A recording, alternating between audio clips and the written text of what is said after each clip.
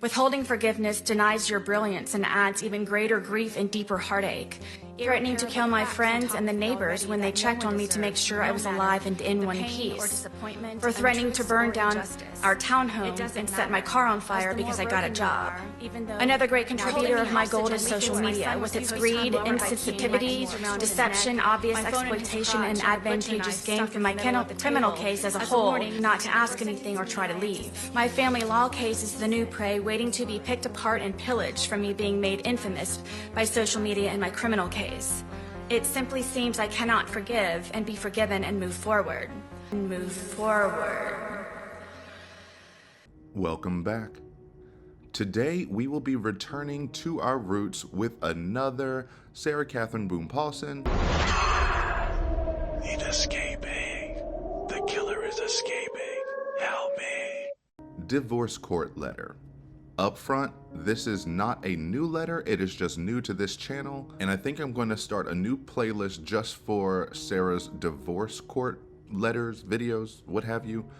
So check that out if you want to get caught up on the other mess regarding her civil court case and not her criminal court case. In the past few videos, we've been covering Paul Byron Ferguson's just shocking, unbelievable, terrifying, deplorable, every negative adjective you could possibly come up with, and there's still not enough, interrogation.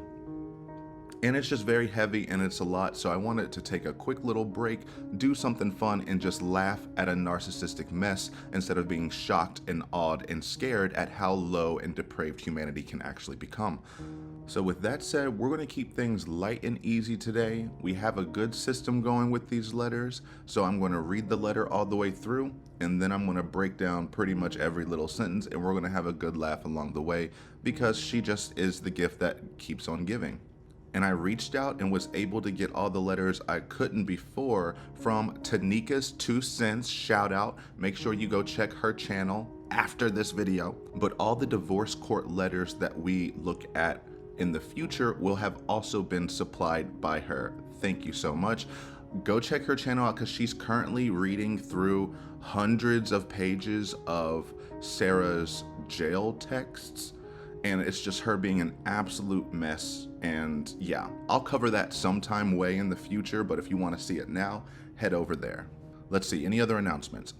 If you're new here, welcome to the world of long-form rant content where there is no structure and there is no goal. We are just reacting until we finish the video, and it takes however long it takes. Also, want to cut in here and make another announcement that wait until the very end of this video and you will see a sneak peek of the case that we will be covering next in our more immersive deep dive. So stay tuned for that. I also express no authority on this channel, so you take what you take, you leave what you leave, but if you leave a like on the way out, because that's just good home training. But today we will be speaking about someone who has zero home training and is evident by this letter. Just more of the same mess, confusion, delusion, frustration, no mediation, and just a little bit of constipation.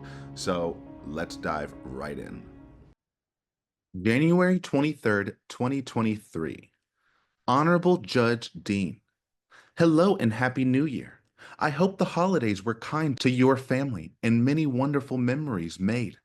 I too would like to have a Happy New Year, as this will be my 3rd in OCCD, not by choice.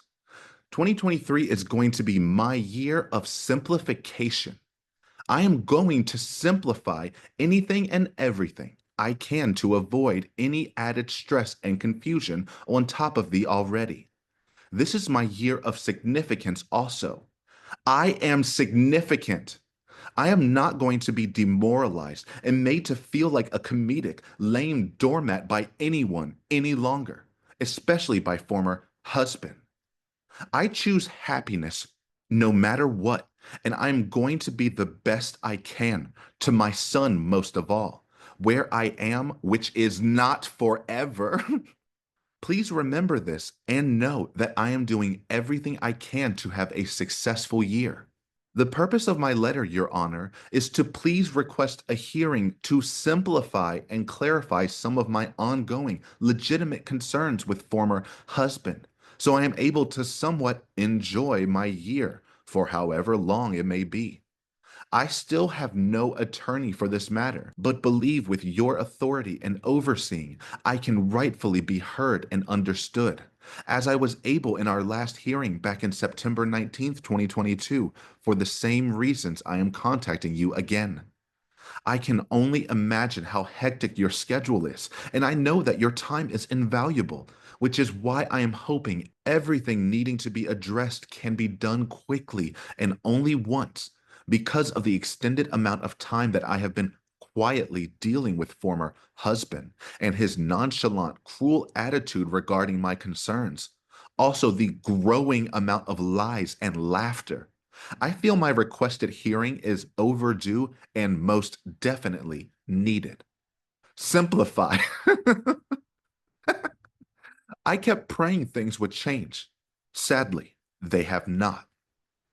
To summarize, here are my concerns, please, I would like to address. 1. As his mother, my role in my son's life. I matter. I have rules, health concerns, appointments, school, grades, church, friends, behavior, eating habits, computer time. Please discuss specifically sports, group activities, and more I want to talk about, should be included on, and have a right to be. Most of the time, if I don't initiate, inquire about, or stay on top of, nothing happens or is cared about other than by me. And I'm incarcerated, which makes no difference. I am still mom with mom rights and concerns. I make a difference in my son's life and forever will. I will never stop caring, and he knows that. 2. Former husband and his family to stop talking about me as mother and about my case to son. Quote, I know everything. My son rudely and sometimes laughingly tells me about my divorce, my crazy deceased family, my brothers, why I am incarcerated, and am yelled at sometimes from what only God knows former husband has said. Please note, 2 weeks into my incarceration, he decided to self-diagnose my situation, egregiously telling our, at the time, 9-year-old that he wasn't going to see me, his mother, for 25 years or more of his life, if ever again. This extremely selfish, idiotic decision has forever made my son keep his distance, and he is scared to be 100% with me for fear if he gets too close, truly and deeply, that I'm going to be absent and out of his life. So what's the point? There's so many other detrimental comments former husband has made, and it's poisoning our son and pitting him against me. Former husband does not think before he speaks. To simplify this request, please, Your Honor, instruct him and his family to cease and desist any further comments, opinions, assumptions, accusations, self-diagnosis, anything negative discussed with my son. Stop talking about me. 3. Private phone call time with my son. Former husband is constantly in the background interjecting his comments, answers questions I'm asking my son, laughing and telling me through my son what I can and cannot say to him, e.g., asking about friends, school dances, sports, etc.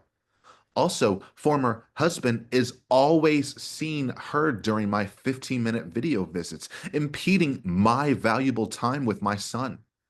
I call him, not former husband. Foremost, my son is a completely different person when not around his father. I am lovingly spoken to most of the time and am told about everything under the sun. So much is said when just me and him. There is also no pressure to be mean to me like dad is.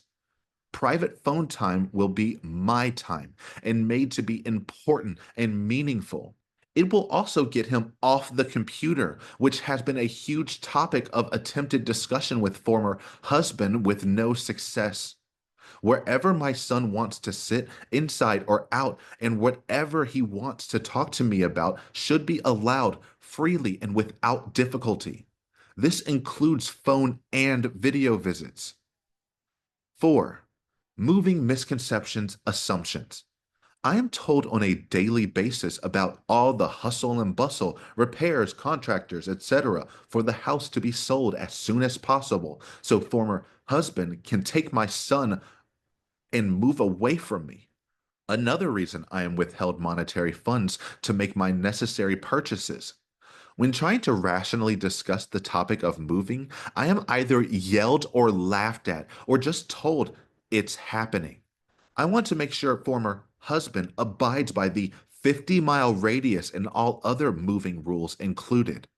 He assumes he and my son are going to ride off into the sunset and leave me in the dust, knowing I have no attorney, money, or family, which he seldom reminds me of, telling me there's nothing I can do. I don't want to hear him talking about it all the time anymore, and get it right when you do. Please, Judge Dean, clarify so he knows for definite what to plan on and can make the necessary changes, including saving money in order to bring my currently negative jail account in the positive to make my necessary purchases. I am requesting to be kept informed with any updates regarding moving plans, especially since it includes taking my minor son. 5. Stop assuming my case details and progress. Former husband assumes I actively am making the decision to postpone my trial and, quote, keep them here. That I actively am making the decision to possibly be on my seventh attorney from all the withdrawals, not firings. That actively I am enjoying my third year in jail away from my son and our life together, away from everything, and want to stay in this morbid, daily, vicious cycle of depression. Stop telling me what to do, how to do it, and when from listening to all his reliable sources, such as professional YouTubers, court TV, social media, etc. I am constantly told, quote, he knows what's going on and how it's going to end. He believes, along with so many others, all the hype and hate generated towards me from all the ignorant misunderstandings coming from everywhere. I don't even know what's going on after the nonstop debacles and insanity I've been going through dealing with and trying to sort out all the lies. For 3 years and counting, why don't I fire my attorney and hire former husband? 'Cause you're broke. 6. Alimony monetary income agreement. Since our last hearing, former husband was ordered to continue paying alimony so I can purchase books, food, clothing, hygiene items, etc. Often I am denied and go without what I am needing. I am still waiting for everything, including pictures my son wants me to have and a check from my grandmother's deceased interests, $100. He keeps telling me has been mailed. The check is almost a year old from waiting so long. 2/2/22. I don't even know if it's even able to be used at this point. I keep waiting and waiting and waiting for this check, especially so I can put in my negative account and not ask former husband. It was my understanding I could have the aforementioned after the hearing concluded. I have not and am repeatedly told he's waiting to get a job. Moving expenses are more than expected. Still waiting on a big check from his parents to clear his account. Or there's some kind of glitch. There is always a problem, reason, excuse. He even openly admitted to me he lies and has. So I never know when, if the truth is being told, ever. He tells me every time it's been ordered, mailed, coming soon, or on the way. Where is it? Any of it. The lying was a great factor in our divorce also. I even took the effort to communicate that I feel like a dumb dog looking out the window, wagging my dumb tail, waiting for something good after he's told me there will be, and to keep looking. Nothing ever. My solution, please, is to establish a payment plan with due dates to simplify this ongoing problem going forward. I choose not to be lied to any longer than I already have, and to keep looking out the window for nothing. It's humiliating 7. Communication agreement. Everything regarding my son, including health concerns, behavior, discipline, appointment, results, details, grades, report cards, school reports, emails, notifications, planned trips, and vacations not days before, all general and important discussions as they arise. Lack of communication, another massive reason for our divorce.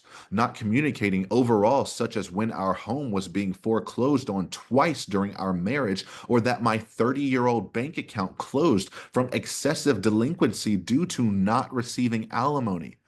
Another reason for not receiving necessities from autopay being disabled from no account and former husband's debit credit card, quote, never works. Mine would, and for every purchase prior to closure did, but is now obsolete and unusable. Communicate, update, mention, educate, make aware, notify, however, whenever, whatever. Just please communicate. 8. Release documents from mortgage.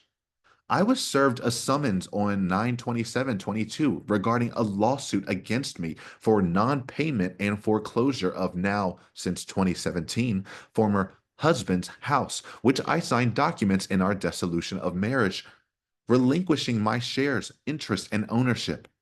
I am still included on the mortgage and my name on all paperwork in the summons.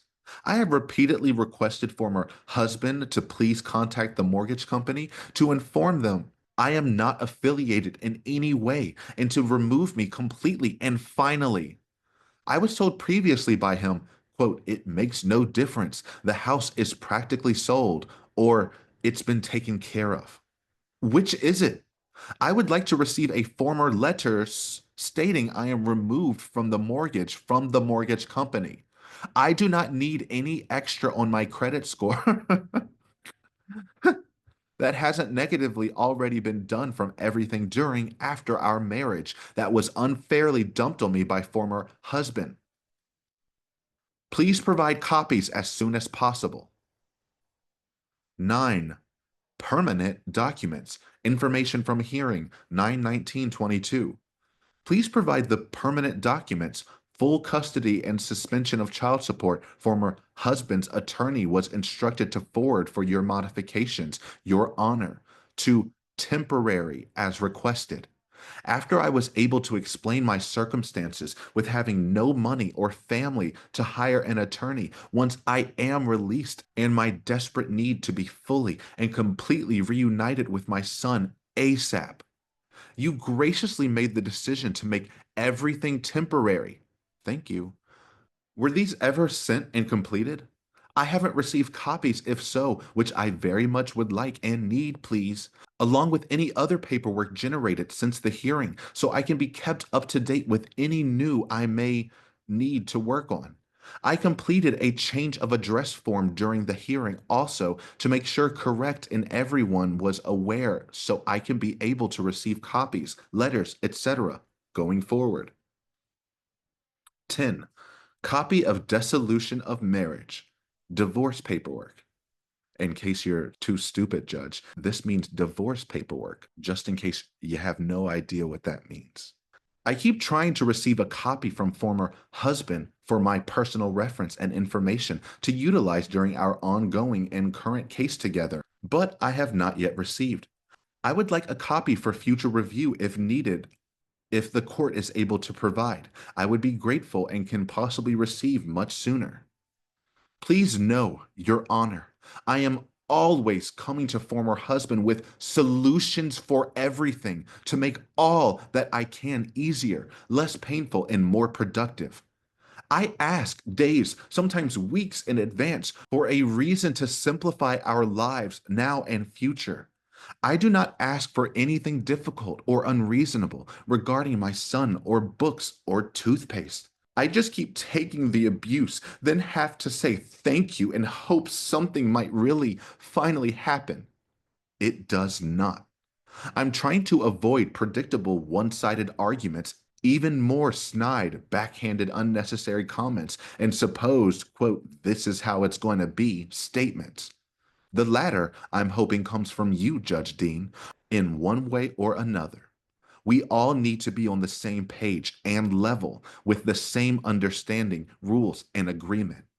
Please help clarify and justify my concerns to keep the peace so everyone can plan accordingly and abide correctly and work together.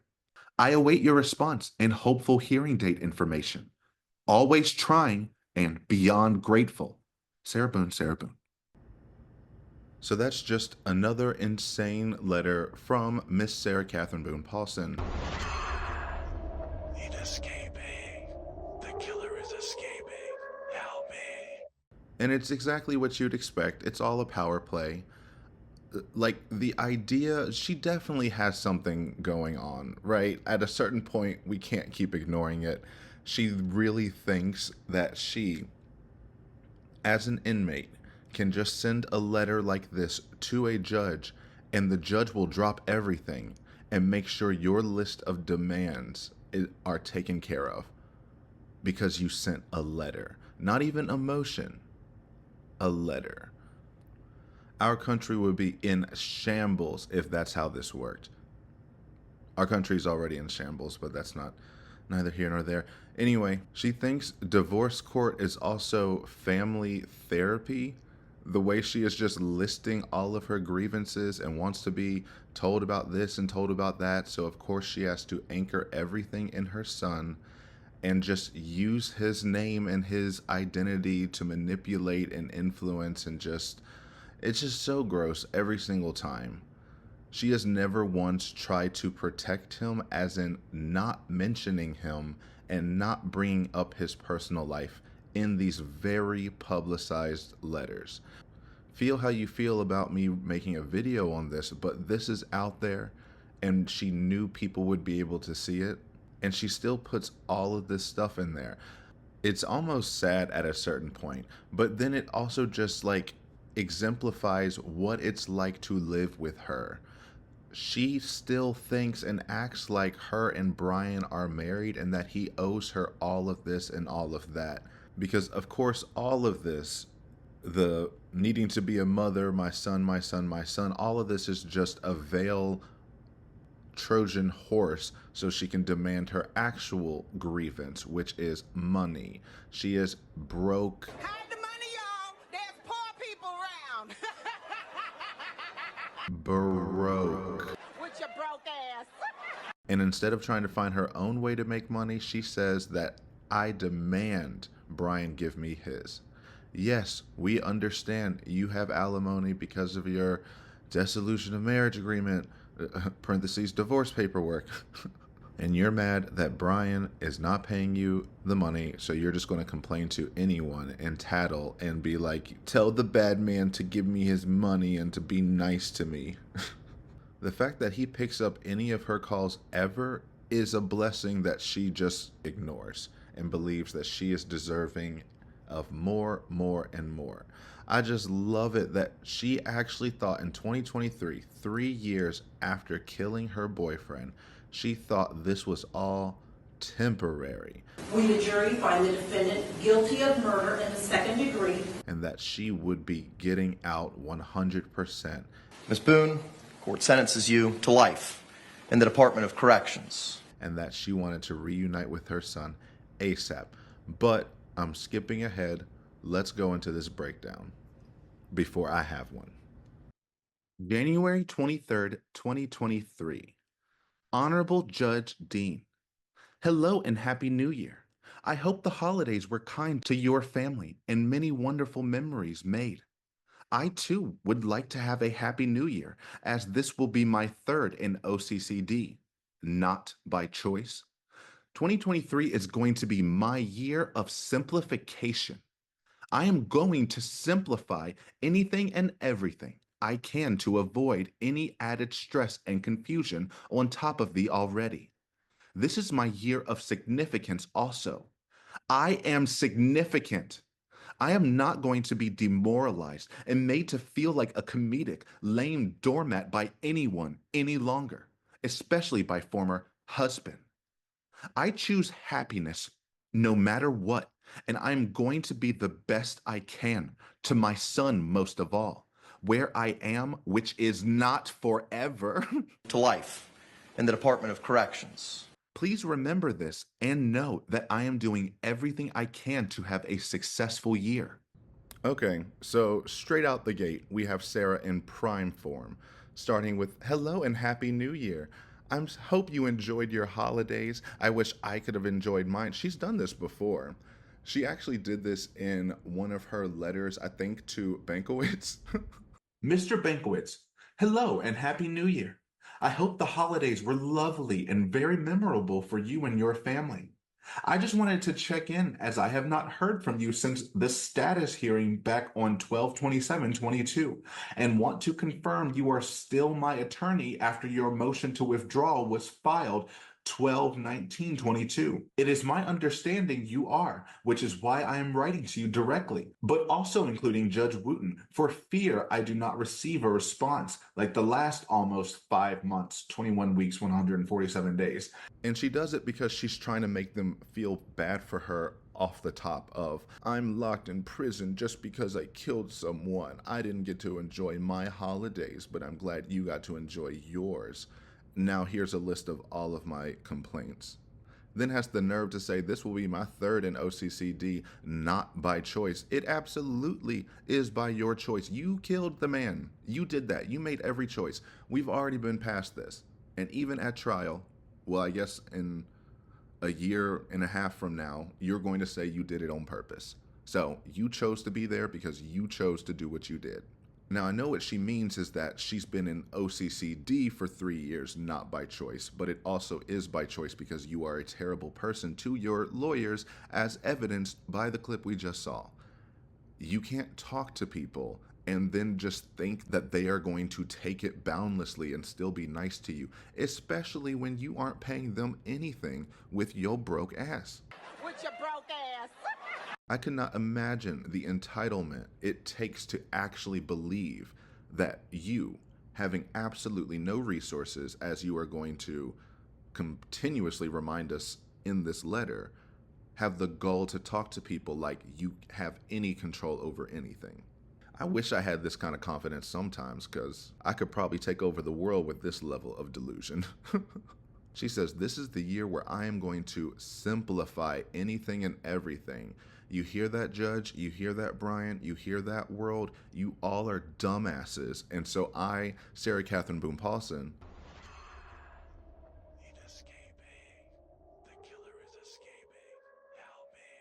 am going to simplify things for you. This is also my year of significance. I am significant. I get it, you want to be, and you're being told by every direction that you aren't. You have no control over your autonomy. No one wants to take your calls. You remind us of your dead family all the time. Who cares about your 2 living brothers, but whatever. You're not going to live demoralized and feel like a comedic, lame doormat. You're not a comedic, lame doormat. You're just a comedic joke. There's the difference. The former husband thing gets me every single time. I'm like, what do you think you're doing with that? The fact that you have to write those quotes every single time, you're taking that much energy because you want to downgrade that title. You don't even have to call him your former husband. Just call him Brian if you want to make it like that, if you want to just be devoid and detached from it. But no, you want to be like, he was my former husband, but now he is nothing. Trying to like guilt Brian passively while also being snarky to the judge, I guess. That's the thing with these letters. You can tell these letters are written for so many people at different times. There's times where it's written directly to us, where it's written directly to the judge, where it's written directly to Brian, where it's written directly to anyone she's mad at and just needs to air out their grievances, i.e. like her son, airing out all his business. But any rational person could see the context of this. You are sending this to the judge. You should only be talking about judge-related things. I mean, you shouldn't be doing this at all, but if you must, then tailor it to what is significant to the judge.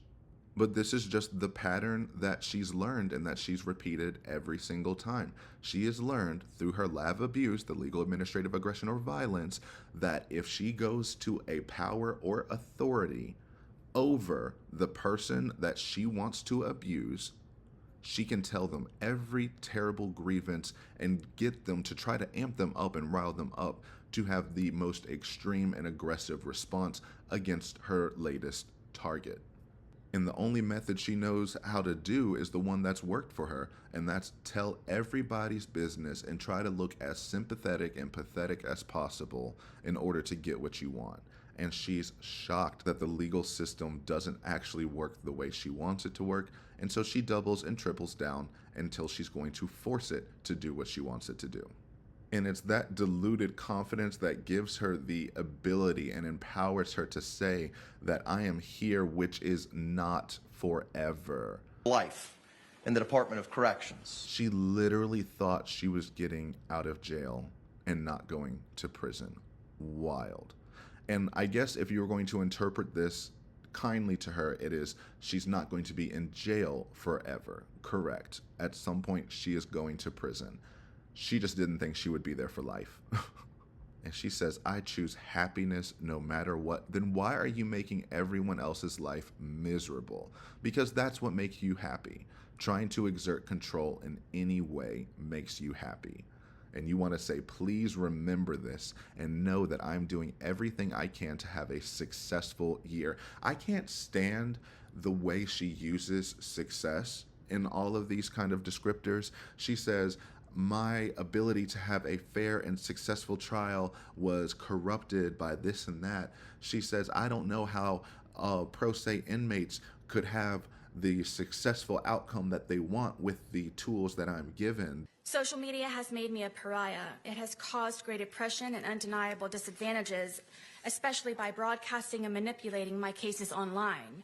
In my criminal case, as a result, my opportunities to be given a fair, proper, and uninfluenced successful conclusion was heavily depleted and poisoned. I forgive them. If I may please, what is over and above? What other pro se inmates, what is it that they've asked for? I don't see how they could successfully even represent themselves without internet and a regular working phone. And I'm pretty sure that they were not able to complete their case and the successful outcome that they were hoping for by being provided simply papers and pens. This and that. She always says successful as if she's entitled to a successful outcome. It's her pushing an answer into the question. She does that a lot. She did that in her interrogation with the detectives when she says, so after this, am I done for now? So after this, what? I'm done? For now?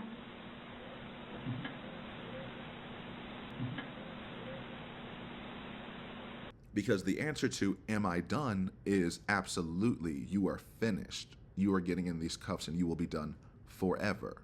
But when she puts in for now, she makes it sound like this is going to continue, and that if you answer yes, you are agreeing that this will continue afterwards.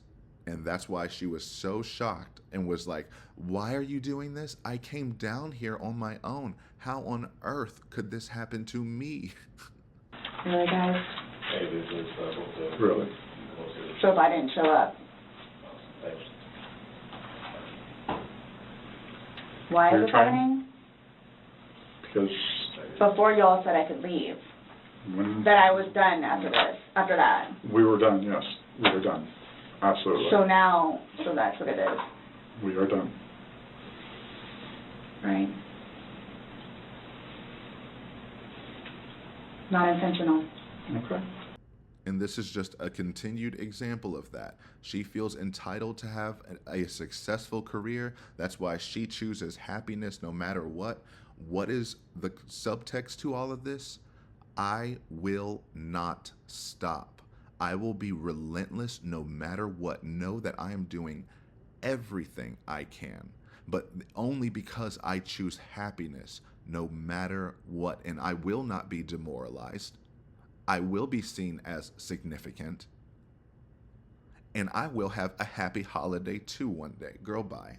The purpose of my letter, Your Honor, is to please request a hearing to simplify and clarify some of my ongoing legitimate concerns with former husband, so I am able to somewhat enjoy my year for however long it may be.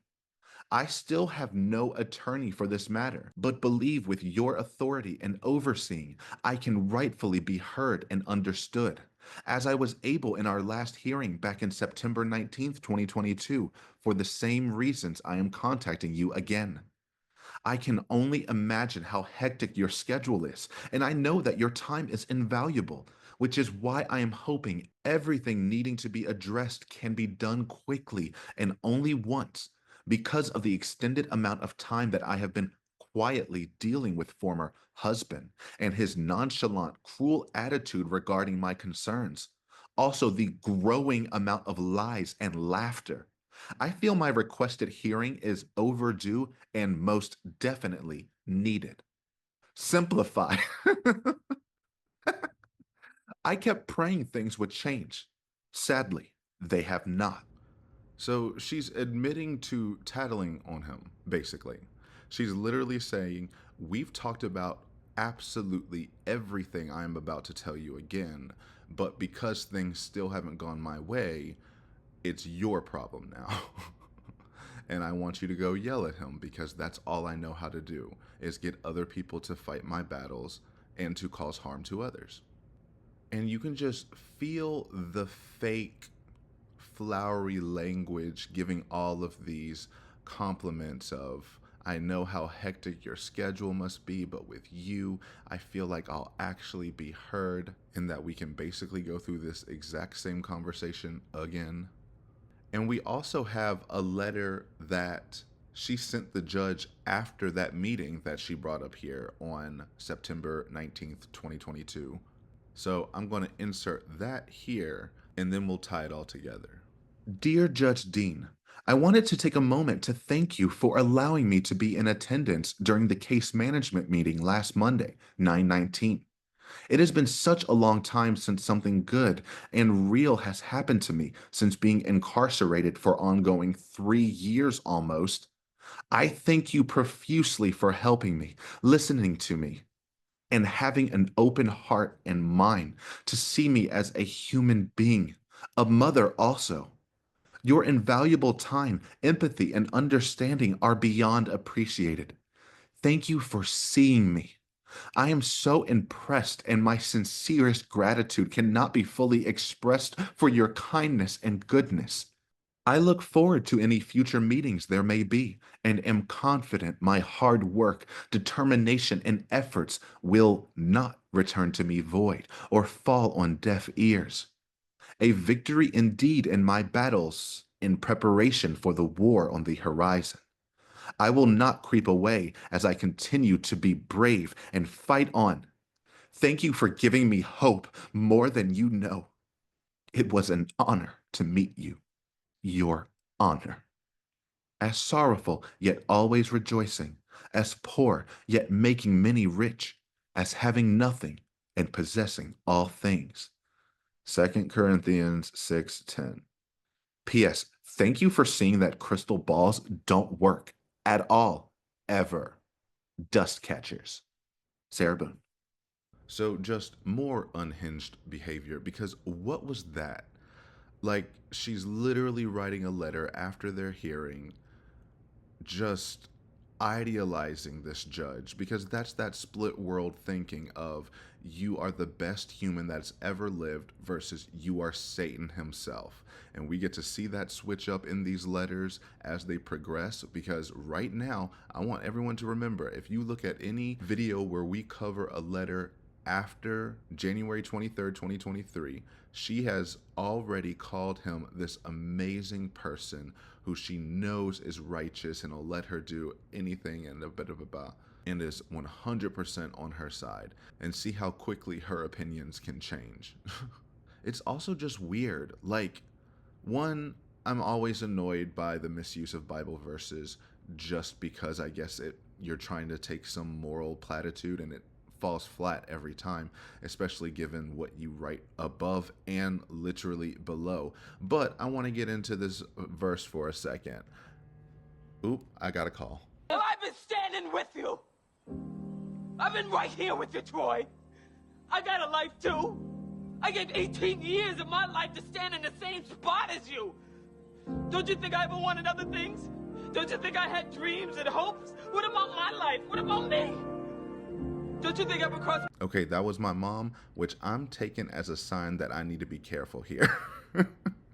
But in the verse, she's saying, sorrowful and happy, like I'm always sad because my circumstances, but I'm happy. I'm poor, yet making many rich, talking about all of us and having nothing but possessing everything, all things going into that kintsugi, broken pieces, better gold making, all of the stuff. So it's just more of that. I'm just like, you are searching for these. Oh gosh. But it all just reads so flat and so disingenuous when everything you write around it, and then you follow up with, thank you for seeing that crystal balls don't work at all ever.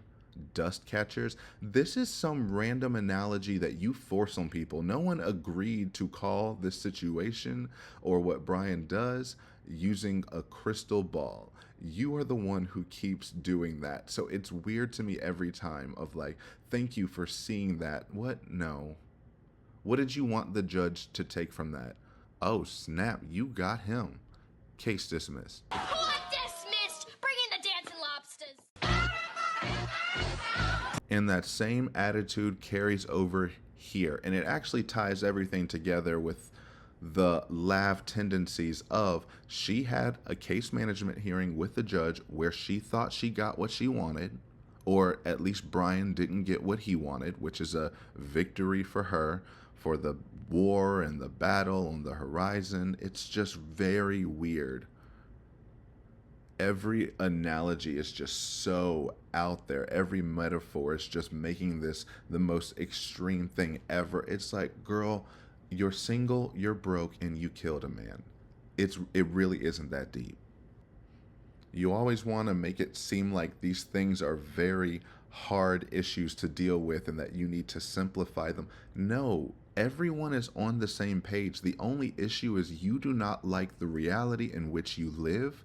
And so you are the one who says everyone's against you and pointing fingers and no one's understanding, because if they understood me, then of course everyone would agree with me. And it's like, chill. To summarize, here are my concerns, please, I would like to address. 1. As his mother, my role in my son's life. I matter. I have rules, health concerns, appointments, school, grades, church, friends, behavior, eating habits, computer time. Please discuss specifically sports, group activities, and more I want to talk about, should be included on, and have a right to be. Most of the time, if I don't initiate, inquire about, or stay on top of, nothing happens or is cared about other than by me. And I'm incarcerated, which makes no difference. I am still mom with mom rights and concerns. I make a difference in my son's life and forever will. I will never stop caring, and he knows that. Yeah, he does know that. He also knows what your type of caring is, and it's not actually about him. It's about how he makes you feel. You care about him being nice to you. You care about him disclosing every single fact about his life. Absolutely not. You do not have a right to these things. You do not have a right to know about his friends, to know about his eating habits, to know about his computer times. You don't have a right to any of these things. For the time being, you are entitled to some information when it comes to big overall issues, but these are very small things that you are just like, I would be so annoyed. All the things that, quote, she wants to talk about, and she should be able to, and she has a right to. You don't have a right to bully people into talking about things they don't want to talk to you about.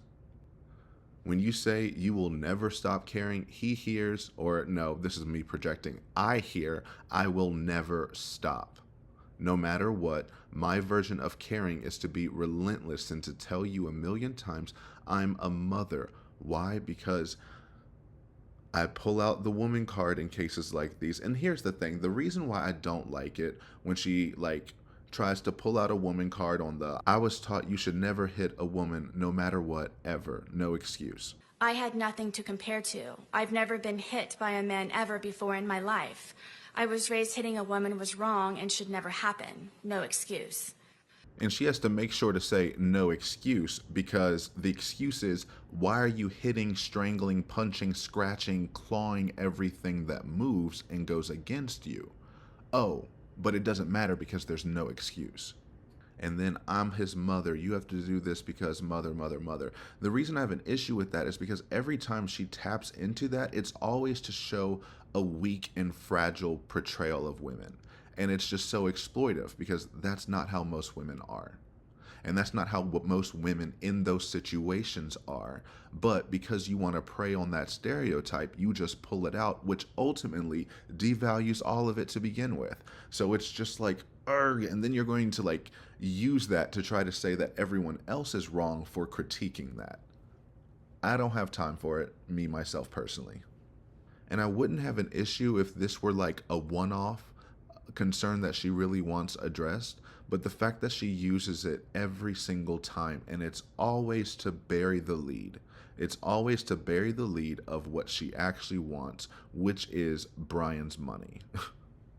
Oh, but let's circle back real quick to all the things that she wants to know about him. She has the nerve, the gall, the gumption to say, "I matter, I have rules." Excuse me, what? You have rules?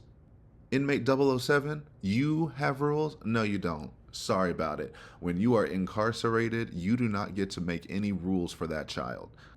But that's just, again, a rejection of her reality. She's writing these things down to a judge, thinking the judge will side with her rationale, when everyone's like, "Wait, what?" But the big highlight one is the one that she starred, computer time. Please discuss specifically. She wants to limit his computer time. Hey, Scar, why would she want to know about his computer time? Because she's mad he's looking up everything about her case and is throwing it in her face, so she doesn't want him on the computer. That is such a random thing to be worried about as an incarcerated parent. You should be happy if he's on the computer, if it brings him some kind of joy, if he's like playing games or whatever, especially dealing with the circumstances he has to deal with now. But you thinking you can have rules and can control that? Absolutely not. You just want to gaslight him and keep him from the knowledge that he already knows and would still find out regardless. And the nerve continues with, "If I don't initiate, inquire about, on top of, nothing happens." Exactly. Again, you are not married to Brian C. Boone. You all share a son. Congratulations. I'm sure he's wonderful. That does not mean that you are a part of Brian's life. You have to be a part of his life. It doesn't mean he has to accept you as part of his life. From all the evidence we've seen, he does not want to talk to you hardly ever. And you call him relentlessly 90% of the time to insult and berate him, or to beg and question, or to bug and judge.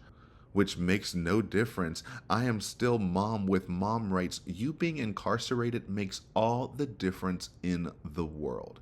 Especially when you did have custody over him, you failed again and again and again to show up, to be proactive, to be involved. So now that you're behind bars and have all the time in the world, you want to be involved and know everything? Goodbye. No. If you were involved as much as you are trying to be involved now, before all this happened, maybe this would be reasonable. It is just a routine that you are used to. But no, you drank your life away, you sent your son away, and you went and played with him whenever you want. And when you didn't, you used George, you used alcohol, you used everything else as an excuse to be distant. So don't be mad if he doesn't want to tell you everything about his life. 2. Former husband and his family to stop talking about me as mother and about my case to son. Quote, "I know everything. My son rudely and sometimes laughingly tells me about my divorce, my crazy deceased family, my brothers, why I am incarcerated, and am yelled at sometimes from what only God knows former husband has said. Please note, 2 weeks into my incarceration, he decided to self-diagnose my situation, egregiously telling our, at the time, 9-year-old that he wasn't going to see me, his mother, for 25 years or more of his life, if ever again. This extremely selfish, idiotic decision has forever made my son keep his distance, and he is scared to be 100% with me for fear if he gets too close, truly and deeply, that I'm going to be absent and out of his life. So what's the point? There's so many other detrimental comments former husband has made, and it's poisoning our son and pitting him against me. Former husband does not think before he speaks. To simplify this request, please, Your Honor, instruct him and his family to cease and desist any further comments, opinions, assumptions, accusations, self-diagnosis, anything negative discussed with my son. Stop talking about me.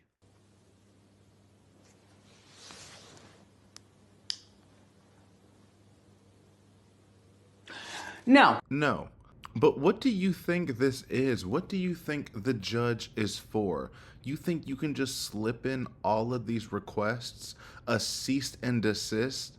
Like, is that is its own legal motion that you need to file, normally through the help of a lawyer, but you can't just throw that in there and say, also order his family to stop talking to my son.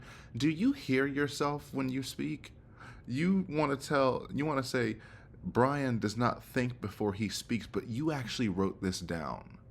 You wrote on paper, Judge, tell the family to stop talking about me to my son.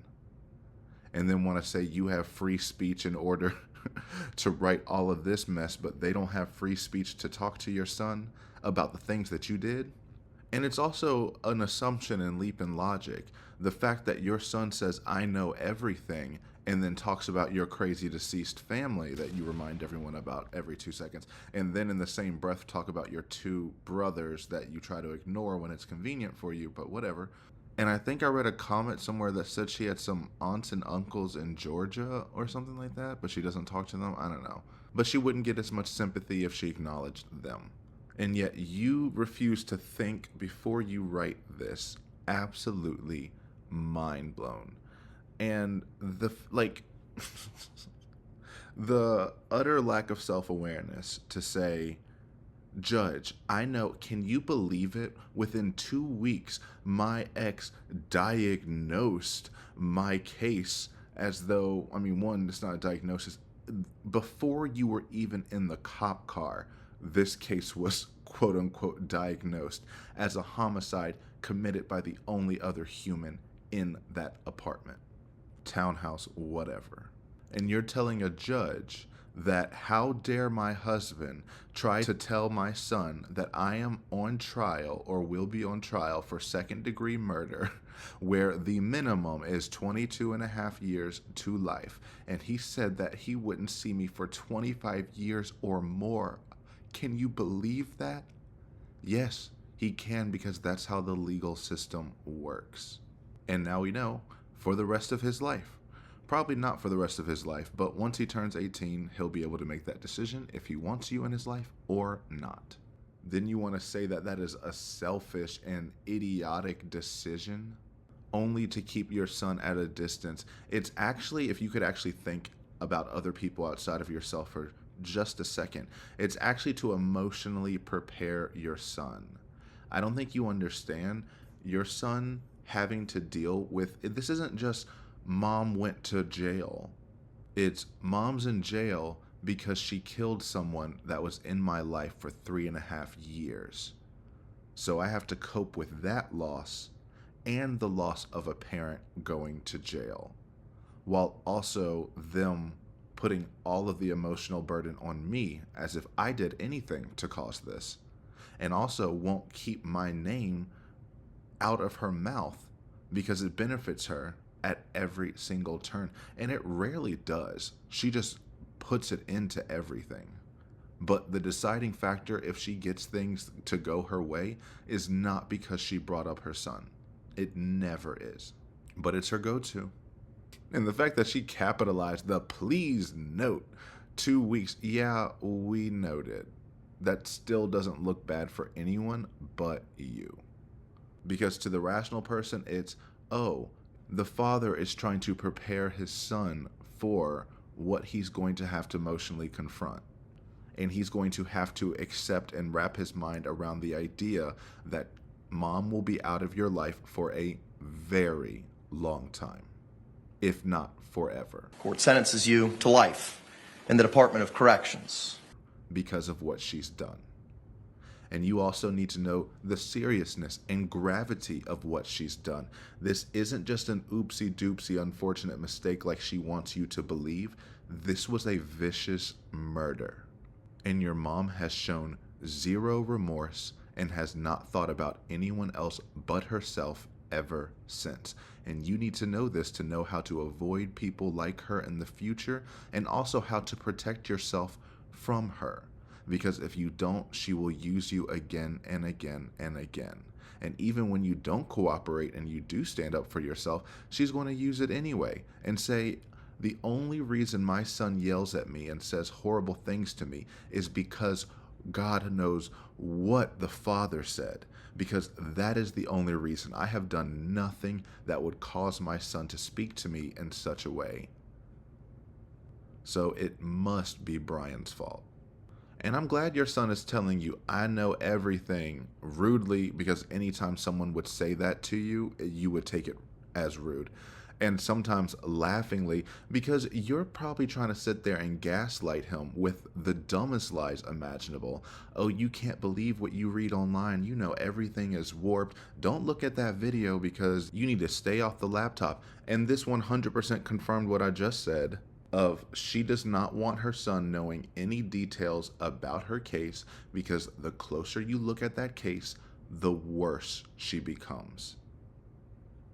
And unfortunately, that's the clearest picture, but she wants you to believe that it's lies so that you can still see her as the perfect mom that deserves nothing but unconditional love. All the while, the son and his actual feelings are non-existent in any of this. 3, private phone call time with my son. Former husband is constantly in the background interjecting his comments, answers questions I'm asking my son, laughing and telling me through my son what I can and cannot say to him, e.g., asking about friends, school dances, sports, etc. Also, former husband is always seen heard during my 15-minute video visits, impeding my valuable time with my son. I call him not former husband. Foremost, my son is a completely different person when not around his father. I am lovingly spoken to most of the time and am told about everything under the sun. So much is said when just me and him. There is also no pressure to be mean to me like dad is. Private phone time will be my time and made to be important and meaningful. It will also get him off the computer, which has been a huge topic of attempted discussion with former husband with no success. Wherever my son wants to sit, inside or out, and whatever he wants to talk to me about should be allowed freely and without difficulty. This includes phone and video visits. And this is just more of the same, but absolutely not. You are not entitled to private phone time. He would be a very neglectful parent if he just left his son alone with a recently captured murderer. I get it. She thinks she's not a danger to society. Everyone else in society does, including your former husband. So yes, he needs to be in the room when you're on the phone with his son to make sure he's safe. Because you keep saying that he cuts in laughing at you, this and that, and you're saying because you're asking about sports and friends and school dances. No, you know you are asking inappropriate questions to ask your 11-year-old and probably trying to manipulate him in order to manipulate Brian to get him to believe things that he shouldn't. And so then Brian cuts in and says, well, no, here's the answer to that question that you should have directed towards me and not a child. No, son, you can't discuss this with her because she knows as well as I do that it's inappropriate to try to put you in the middle of this. Because it's never as simple as school dances or sports or friends or what have you, unless it is her, like she does constantly with everyone else, berating him because he doesn't want to talk about that with her. So then she reframes the question again and again and again until he feels cornered to finally disclose, just like you did with George when you were offering your feedback. Again? Has she had multiple complaints against her where she's been threatened to be evicted? Has she supported you in everything and given feedback to make sure you go in the right direction? Gotten you your ID, birth certificate, and voter's registration card in every aspect so you can actually be an adult with the proper credentials? Done your taxes?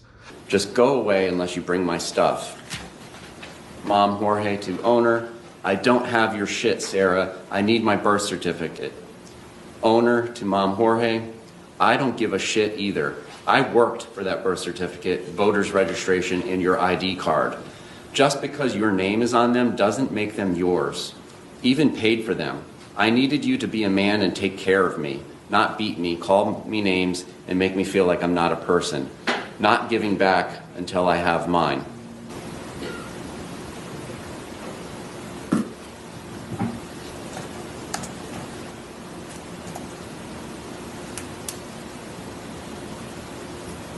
"6:34 p.m., 51 seconds, June 2nd, 2019.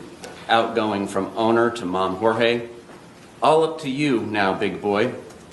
And for the record, those images were sent to Mom Jorge at 6:34 p.m., 33 seconds. Look what you made me do.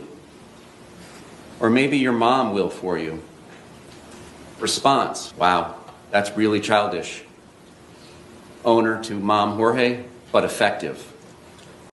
And called him the volcano because you just wanted to evoke it from him, more like provoke it from him, so he gets it off his mind and puts it on you. I try to evoke it from him so he gets it off his chest, because I call him the volcano, where eventually he's going to erupt. Right. And what he has learned in his classes is to communicate, which is a huge thing in a relationship, where he has been practicing communication. So he actually talks to me about things and unburdens himself. Put it on me. I'll sit there and try and figure it out for you, like I have almost everything. Not a worry. Just tell me. Get it out of you. And you're trying to do that with your son, and he doesn't want to deal with you. So, again, it can't be your fault, and it can't be your son's fault. So it must be Brian. And of course, he is a completely different person when he's not around his father, because she has no proof to back that up, right? They're not actually going to ask the son this, so it's just her word. So of course she's going to frame them as the most perfect conversations ever when it was just me and him and we were just being honest with each other. It's similar to the same thing she did with like her third or fourth, one of the lawyers that had to recuse themselves because they were moving. And she said that meeting was the most productive meeting I've ever had, and it set the bar for those around, and no one else could pretty much reach that bar because it was nebulously set using an event no one can corroborate or fact check. Upon our first and only meeting, this attorney expressed his mass confusion in why he was appointed by Judge Wooten, as he was leaving for a teaching job out of Orlando within the week. I learned more from this attorney in one meeting regarding my case than all prior combined. It was extremely disheartening he could not continue representation and set the bar going forward, especially regarding honesty and respect. So, of course, it was perfect in her mind. And of course, all of the other instances where there are other opinions and other sides to the situation, they're the wrong ones. They're manipulative. They're bad. Only when I can be alone and manipulate my target by myself is that the true and only way she likes to communicate. And also, there's no pressure for him to be mean to me like his dad. No, there is no pressure. Case in point, it's just you can't believe that your son wants nothing to do with you. Also, he's around that age. He's around that teenage age where they're going to act this way and they're going to be rude and they're going to be flippant because they don't know how to handle all the emotions going on, and you can't take it personally. But of course you do. Saying when we're alone, he's a different person. I am lovingly spoken to most of the time, because she has to put in most of the time because there's always an undercut. She can't just say it was a great conversation. She has to say that he's still rude sometimes. Why? Because she put it in another letter.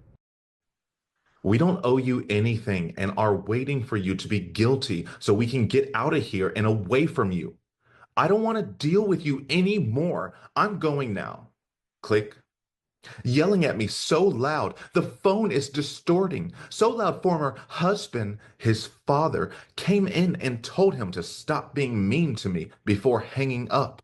And that Brian had to come in to tell him to not be mean to you. So you're trying to say that he's only being mean to you because Brian is saying this, saying that, when it seems like Brian was being a filter in that situation and actually stopped him from continuing to be mean to you. And it ultimately comes down to she has no idea how to respect anyone's boundaries whatsoever. She calls them nonstop, and she's trying to say, I call him not former husband, when we also know that you call him like 13 times a day, or you called him every day for 13 weeks because he wouldn't get you a book and a hot meal. Dad says you're annoying and beg all the time. Son told me after asking him to ask former husband if he finally ordered a book and hot meal after being made to call daily to check for 13 weeks. I lie to you because I can. Dad does all the time.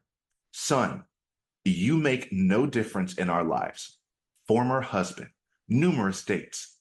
That's okay with you and acceptable, Judge Dean?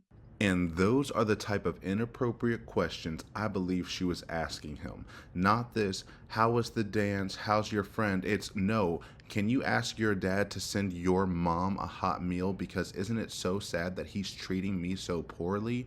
I've been calling for every day for 13 weeks. Remember, I just told him in this letter, or I told you all in this letter, that I only call you, not him. But when I'm talking to you, I'm telling you to go talk to your father to get him to do something that I want, and he won't listen to me. That is directly putting children in the middle of your grown folk business that he has no business being there. So yes, that's why Brian is in the corner, to prevent you from asking questions like that just because you don't get your way.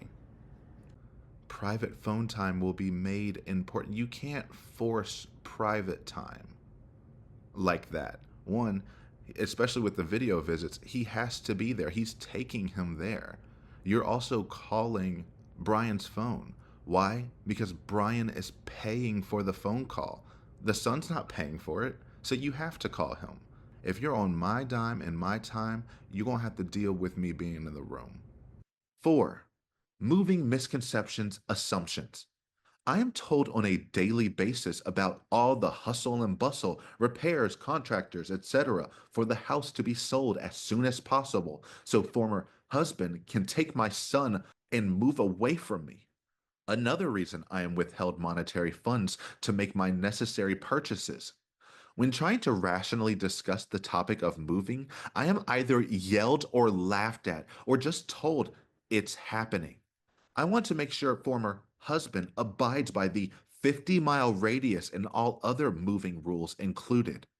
He assumes he and my son are going to ride off into the sunset and leave me in the dust, knowing I have no attorney, money, or family, which he seldom reminds me of, telling me there's nothing I can do. I don't want to hear him talking about it all the time anymore, and get it right when you do.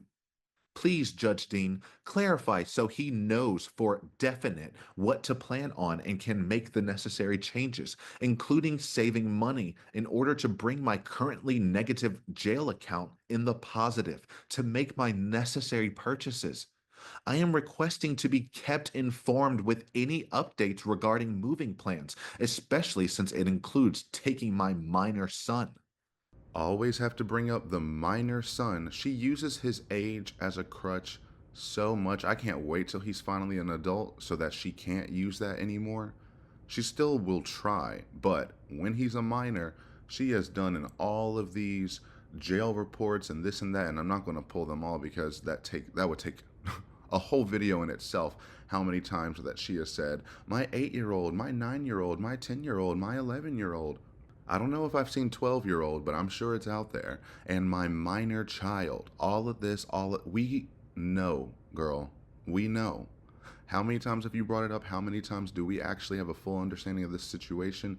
But you want to underscore it to say, remember, I'm a mom, and you all are trying to move away from me. Again, centering her incarcerated ass into their lives. You were barely involved in his life beforehand. How many times did Brian have to stop what he was doing to come pick him up because you didn't want to deal with him for X or Y reason? You technically have him more than she does. Is that where you're getting? Yeah, it's a not a good day. George is in a bad mood or whatever else reason. I think sometimes just she wants to stay up and drink and can't really do that if she's got to wake up and take him to school the next day. Right. Any number of different reasons. Okay. But now that you can't drink anymore and you have all the time and you're just sitting there twiddling your thumbs, you want to be more involved in your son's life than you ever have been. A little too late for that. Because the truth is, and she would know this if she actually asked her son about himself and cared about the literal answers, not just the answers that make her feel better or look better, but accepting the complicated and hard questions and answers that you might not always want to hear. And what you don't want to hear is that your son was getting terribly bullied in school because of you. Because kids are horrible and you are a horrible person and a joke that of course they picked at him. And they are trying to move away so that they can go to another school and hopefully he won't have to deal with the same exact stigma of being right next to you. You are trying to chain yourself to them saying, he's trying to take my son from me and ride off into the sunset. Absolutely yes. You're the only one who thinks that's a bad thing.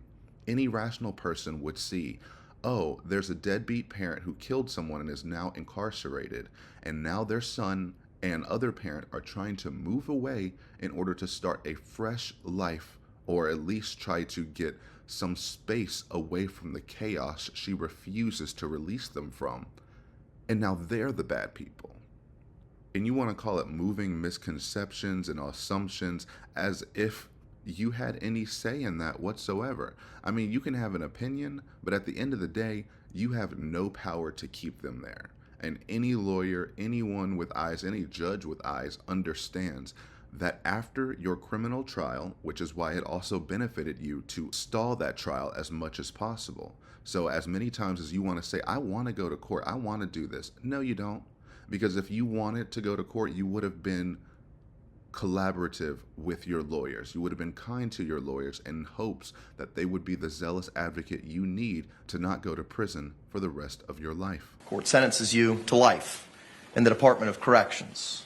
But no, you kept needling and pushing, and you know that your responses are going to get terrible reactions.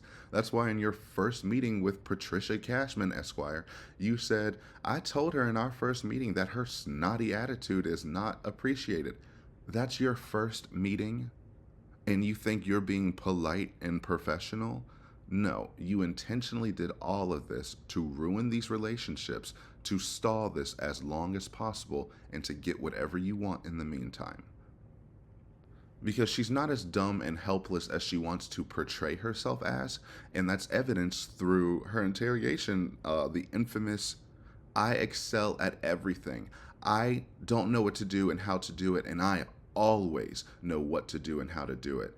And then in that message that she sent, that notes out message she sent to him saying, I am always right.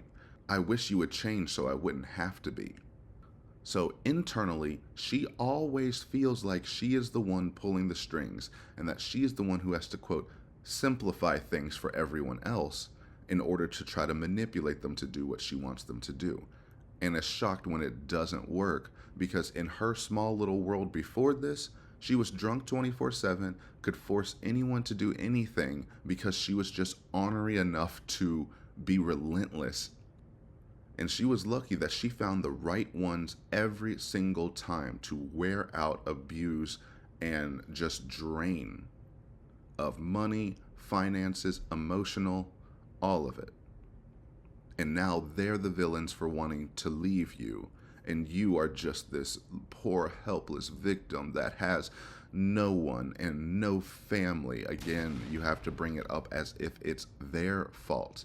And you just can tell that she's used this constantly in their relationship of, I have no family, so you have to do this. I have no family, so you have to do this. I have a son, I'm a mother, so you have to do this. I'm poor, so you have to do this. I'm a woman, so you have to do this.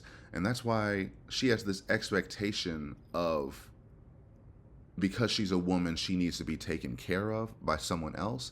And that's why she didn't have a job for 2 years. And she said in that notes app thing of like, I needed you to be a man and take care of me, not beat me, call me this and do this, da-da-da-da-da.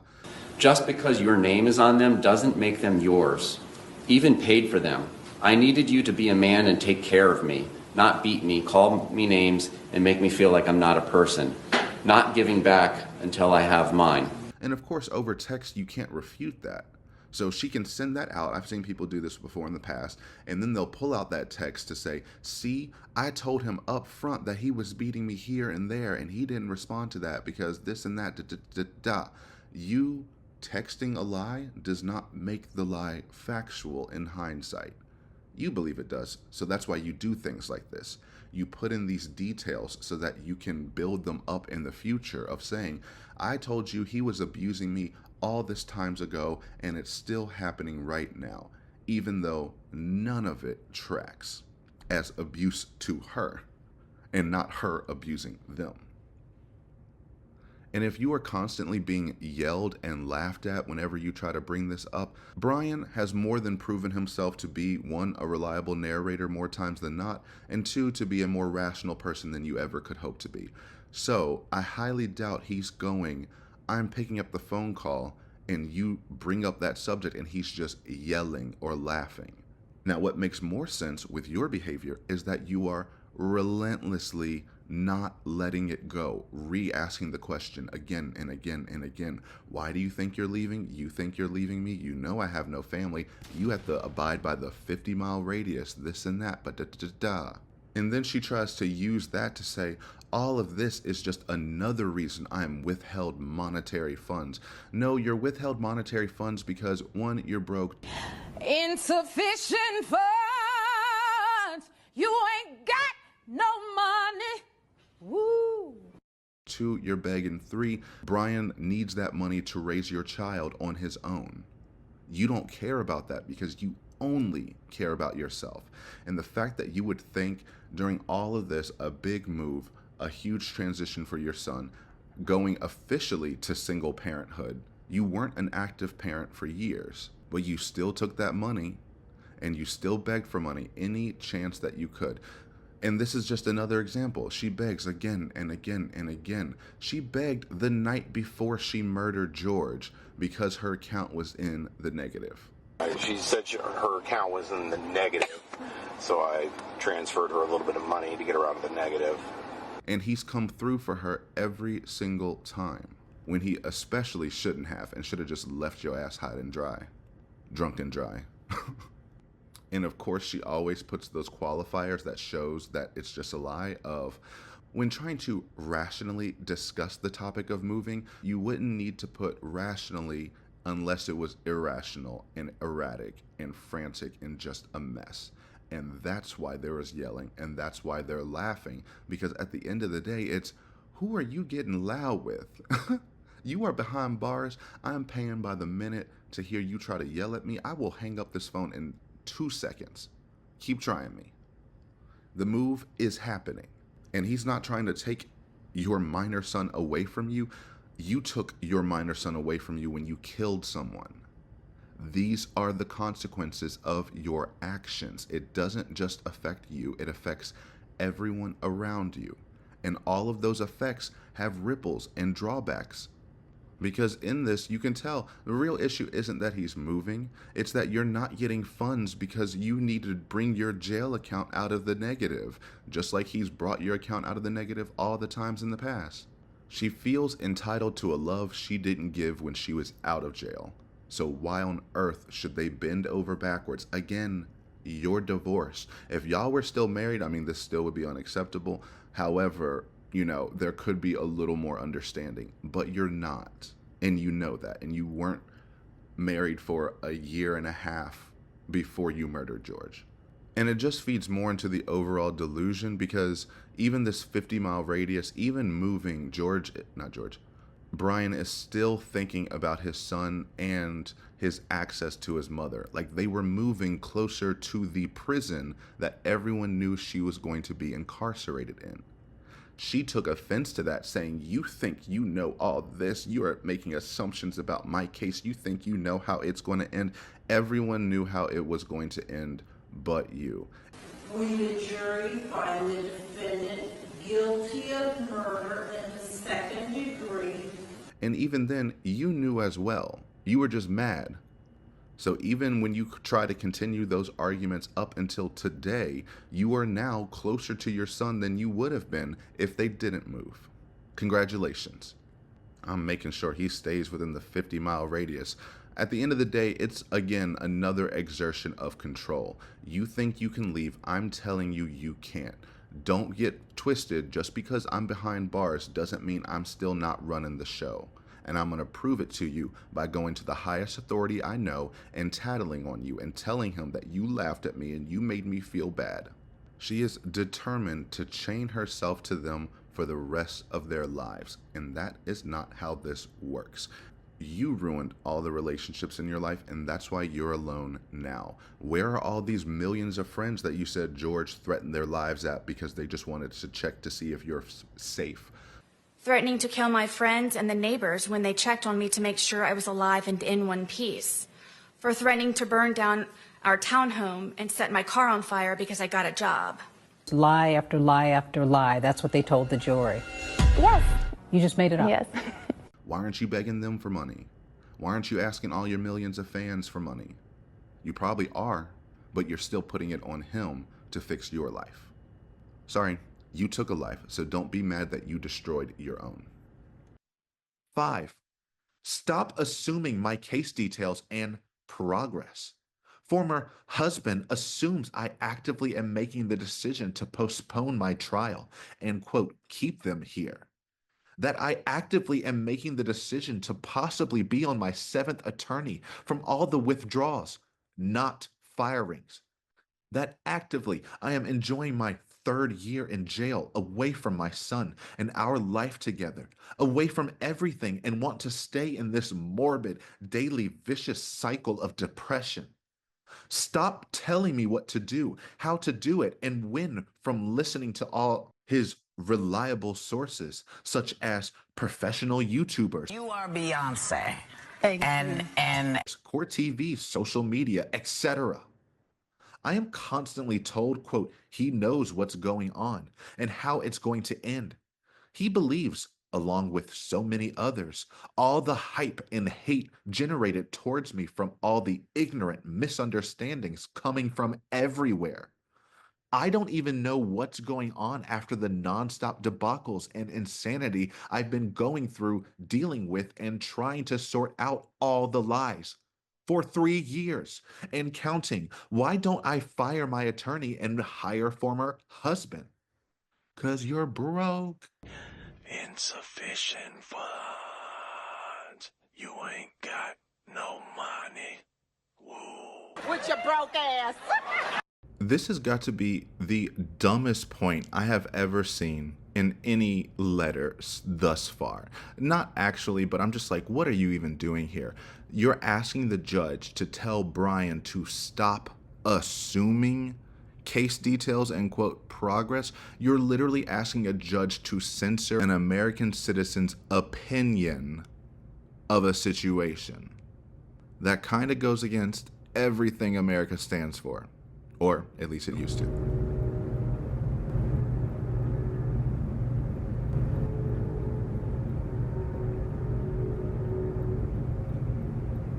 That's right, Linda, it used to.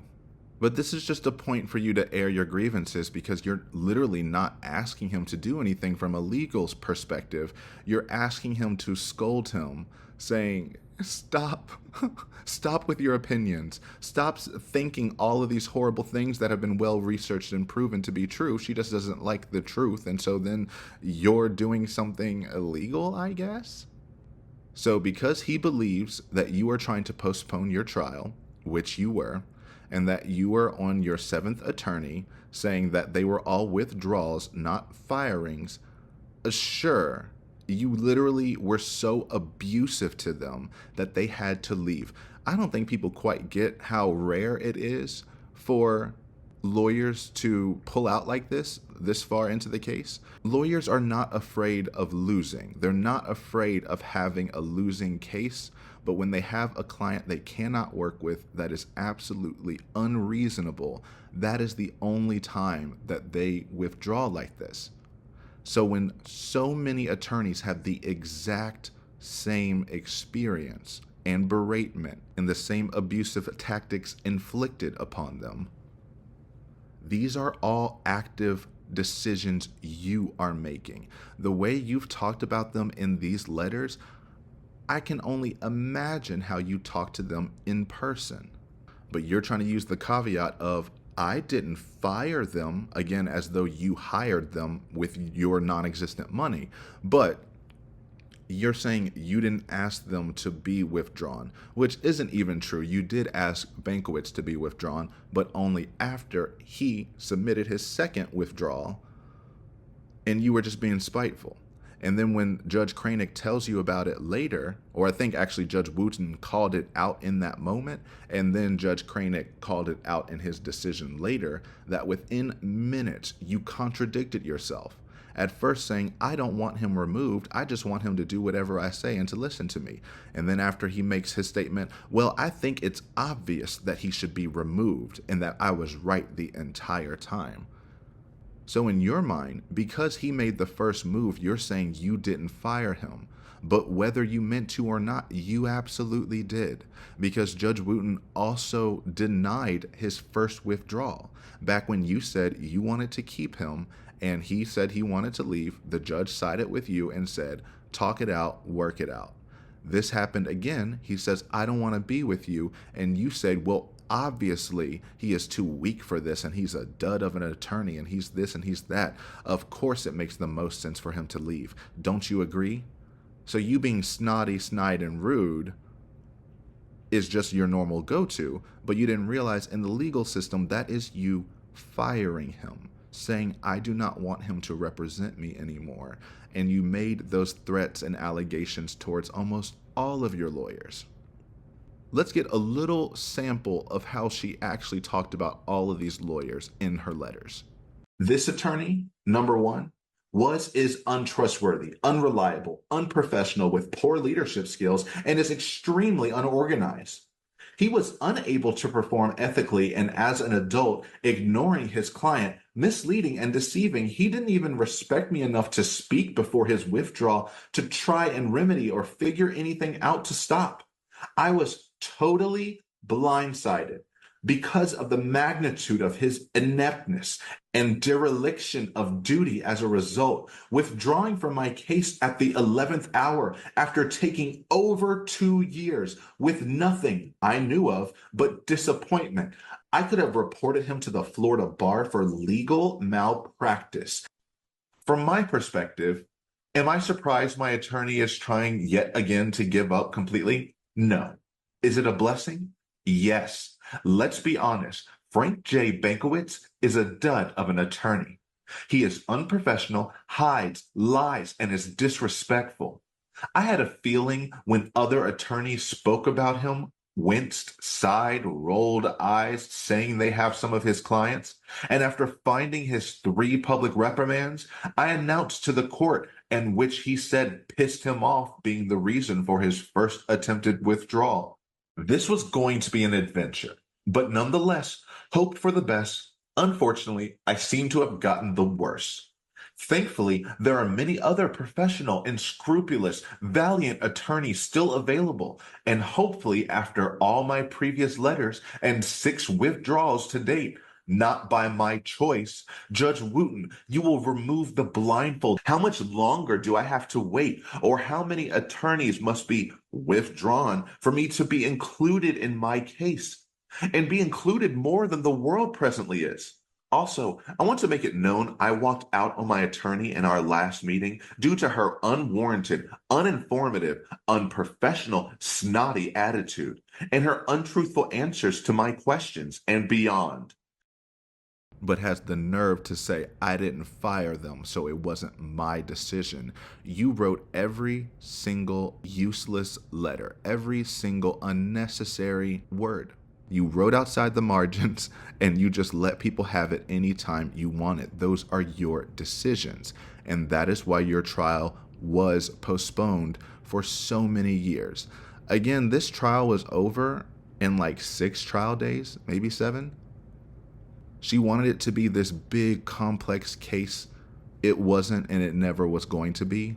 So she decided she was going to elongate it as long as possible. And that's why she's saying, you can't assume these details. Stop telling me and my son and this and that the truths that you're allegedly finding out from professional YouTubers. Thank you, Aaron.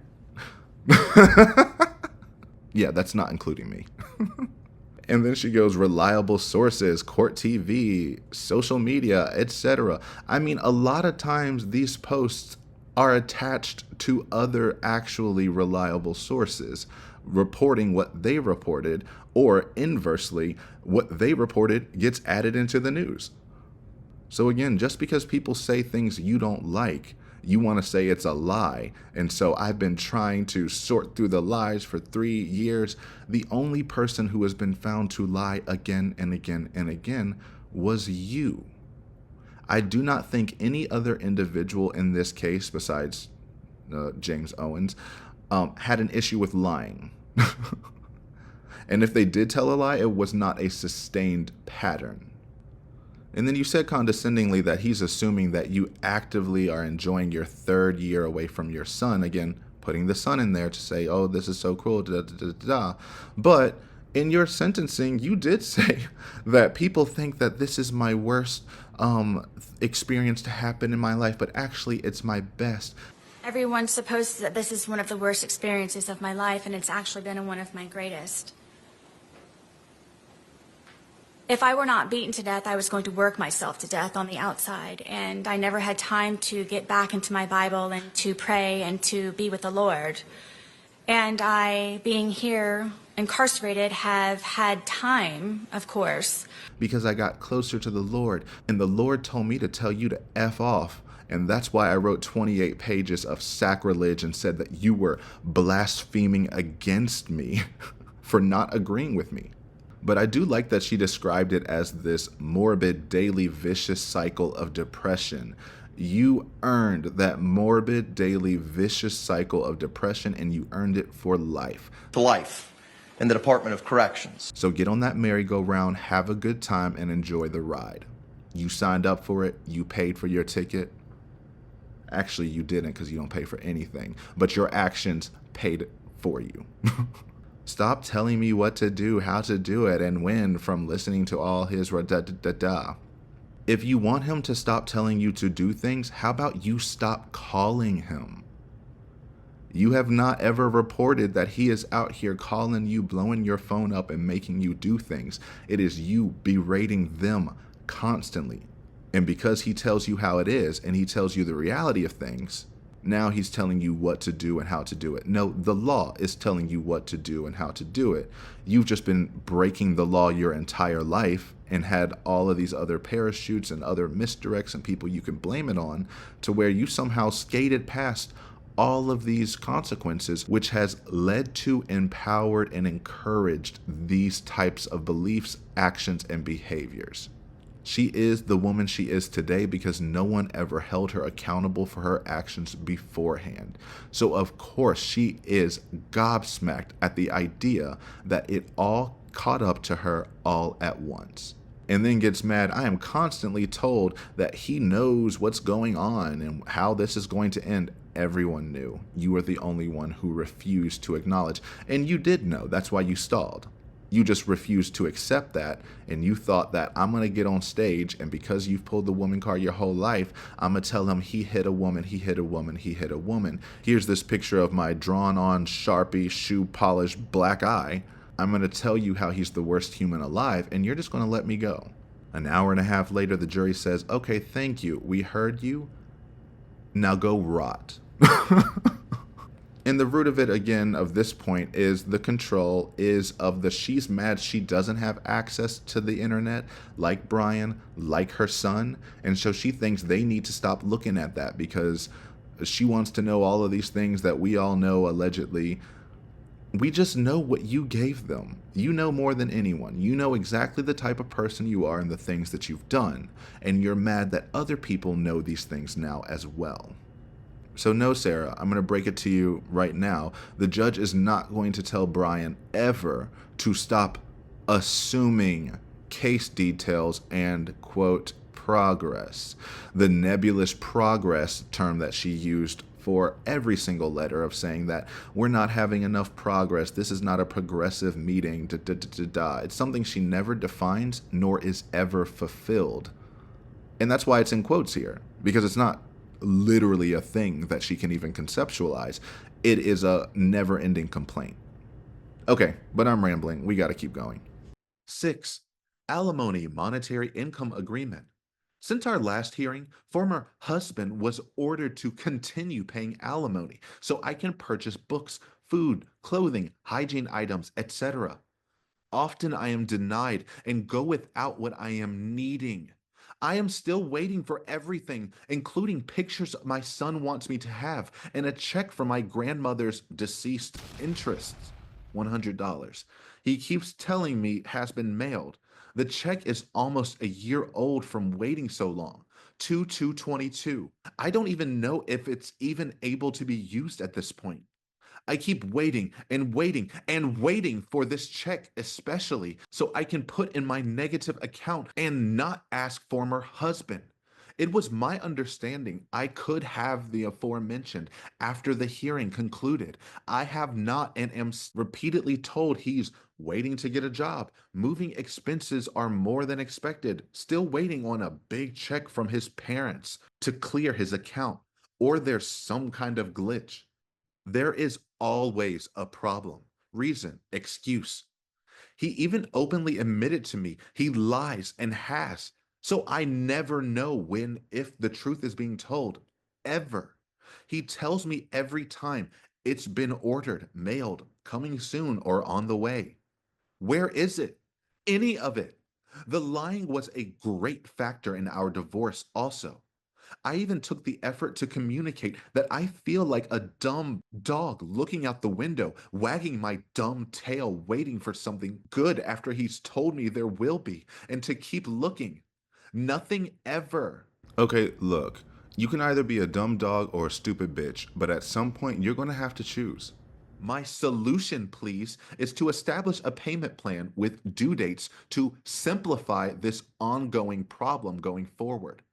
I choose not to be lied to any longer than I already have, and to keep looking out the window for nothing. It's humiliating. Well, you should have thought about that before you killed someone. So enjoy that humiliation because at least you have a life.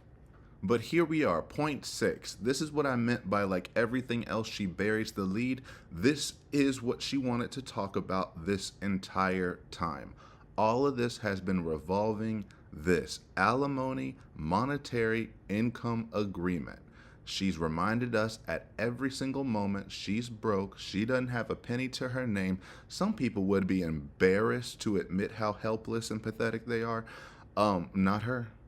And I know that's kind of rude. Like, you can't make a lot of money in jail. I get it. But the fact that you are so not self-sufficient whatsoever, while also claiming to be superior to everyone in the same breath and demanding everyone else's resources, I stopped caring after a while. And so does Brian. And then you want to say the judge ordered Brian to pay this and that. The judge did not order nothing. Your understanding, you saying my understanding afterwards, is that I could still have my stuff. She's going to reveal it in, like, I think this next point.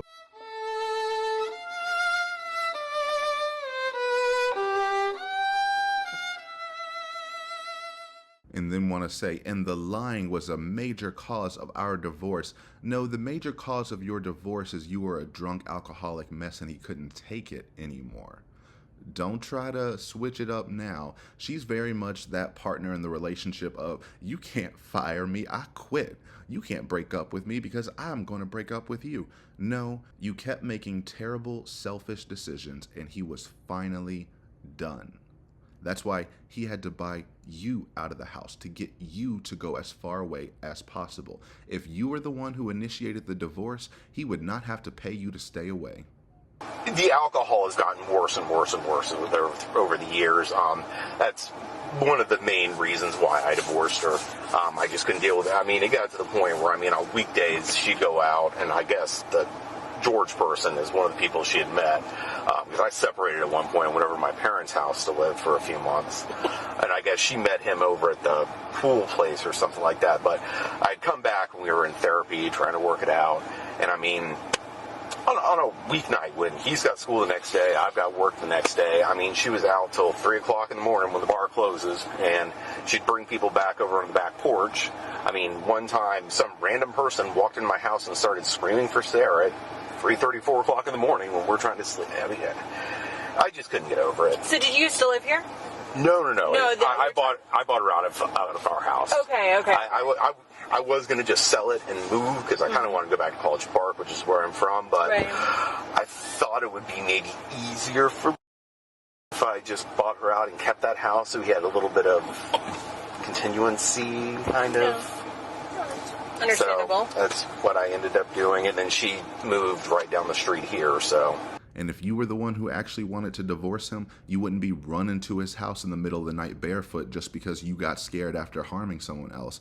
It's just a mess. You relied on him non-stop. You asked the first thing you found out when you were getting arrested after literally confessing to every kind of detail imaginable in the murder that you filmed yourself committing.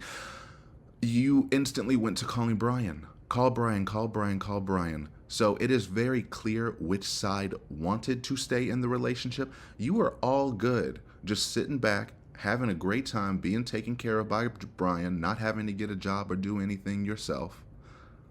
That's how you were able to stay jobless comfortably for 2 years, because you just assumed that he was going to take care of you like he always did.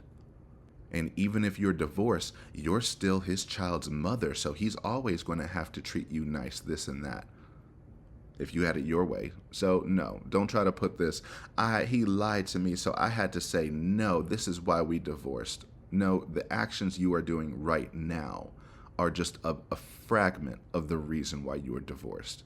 Because it's just nothing but cyclical arguments again and again until she can wear you down to get what she wants. And what does she want right now? Her $100 check from her dead grandma's interest? I'm not sure what that means. That is such a random and oddly specific check. And from who? I don't know. I thought everyone was been dead and gone.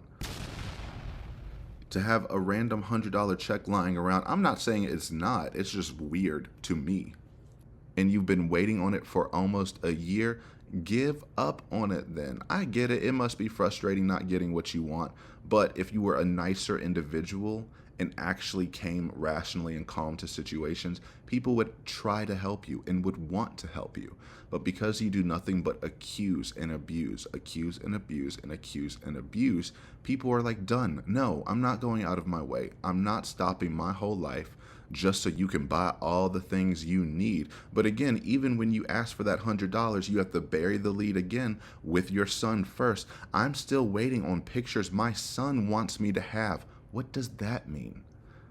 If they're photographs, that's one thing. If there's pictures he created, we've been through this. You just haven't accepted it. But the jail does not let everything in. If it has any banned substances or any banned materials in the making or creation of that card or shipping material, it gets confiscated. And no, you're not going to get it. No, they're not going to tell you about it. But context clues should help you put it together. And then acting like this $100 check is going to change your life. I'm going to put it in my negative bank account and be in the positive. And then what? You're going to buy 5 stacks of sliced cheese and you're going to be in the red again. You don't know how to be frugal or conserve or save your money at all. That's why your account stayed on the empty, stayed in the red. And there's one thing from the little clip that we saw earlier. I caught something for the first time of when he's saying, I gave her money the night before she killed George to get her out of the red. And then at 11:56, and then I think again at 12:01, she texts him the following morning, so the day George was killed. Thank you.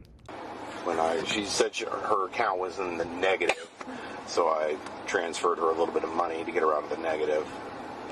She sent you, oh, that was the morning. Okay, so she thanked you at 11:56 that morning. Yeah. Right. And now we know that at 12:30, George and Sarah went to go buy their first magnum-sized bottle of wine. Ma'am, using the laser pointer, could you please identify the victim and the defendant on this video? This is the defendant, and this is the victim. You can advance the video. So she says she's in the red from the night before, and then at 11:56, when she, I guess, finally woke up, realized he did send the money and said thank you. Within the half hour, they were in that store getting alcohol. You live dollar to dollar, bottle to bottle. So there will never be enough, and there will always be a reason why you need more and more and more. So your solution is to come up with a payment plan that you're trying to lock him into, as in if you don't do it on this date, you get in trouble. Y'all already know the terms of the alimony. He has chosen to ignore it. That is something on him. If you had actual good means, if you were out of jail, if you did have shared joint custody of your child, then you would have a great, amazing argument to get him to pay the alimony again. However, you are incarcerated, you have all of your needs taken care of. None of your wants, all of your needs are taken care of. So financially, you are in a better place than you have been in years. So Brian should not have to pay $1,000 to an inmate, or $1,100 because she was getting like $100 in child support on top of the alimony. And every single month, he is taking that money away from your son. Maybe he needs to go to the doctor. Maybe he needs more gear for whatever extracurricular activities he might be involved in. Maybe he just wants a nice steak dinner. I don't care. They deserve it. Because why? It's his money and not yours. This would also be a different thing if Brian just had control over her accounts, because in abusive relationships that does happen sometimes, where you do have someone who just controls your actual money, the money that you made yourself. This is not any money that you've made yourself. You have not made any money yourself. You are asking for his money that he makes for himself, and demand it as though you did anything to deserve it. If you were just, going down this puppy dog pathetic path and just said, oh, I just really need it, this and that, but kept out all of the aggressive, insulting, condescending language, you would also have a stronger argument for that. And odds are he wouldn't mind giving you money here and there if you were actually kind about asking for it. But when you have such a sense of self-entitlement, you do not deserve the things you demand. But yeah, this is what she wanted to get at this whole time. This is what all of this is about. Make him pay me, but I'm going to pretend this is about my son. So if I write son and I'm a mother at least 30 to 50 to 150 times, then when I ask about my alimony only 40 to 50 times, it's going to sound better. It's not going to look that bad. Child, anyway. 7, communication agreement.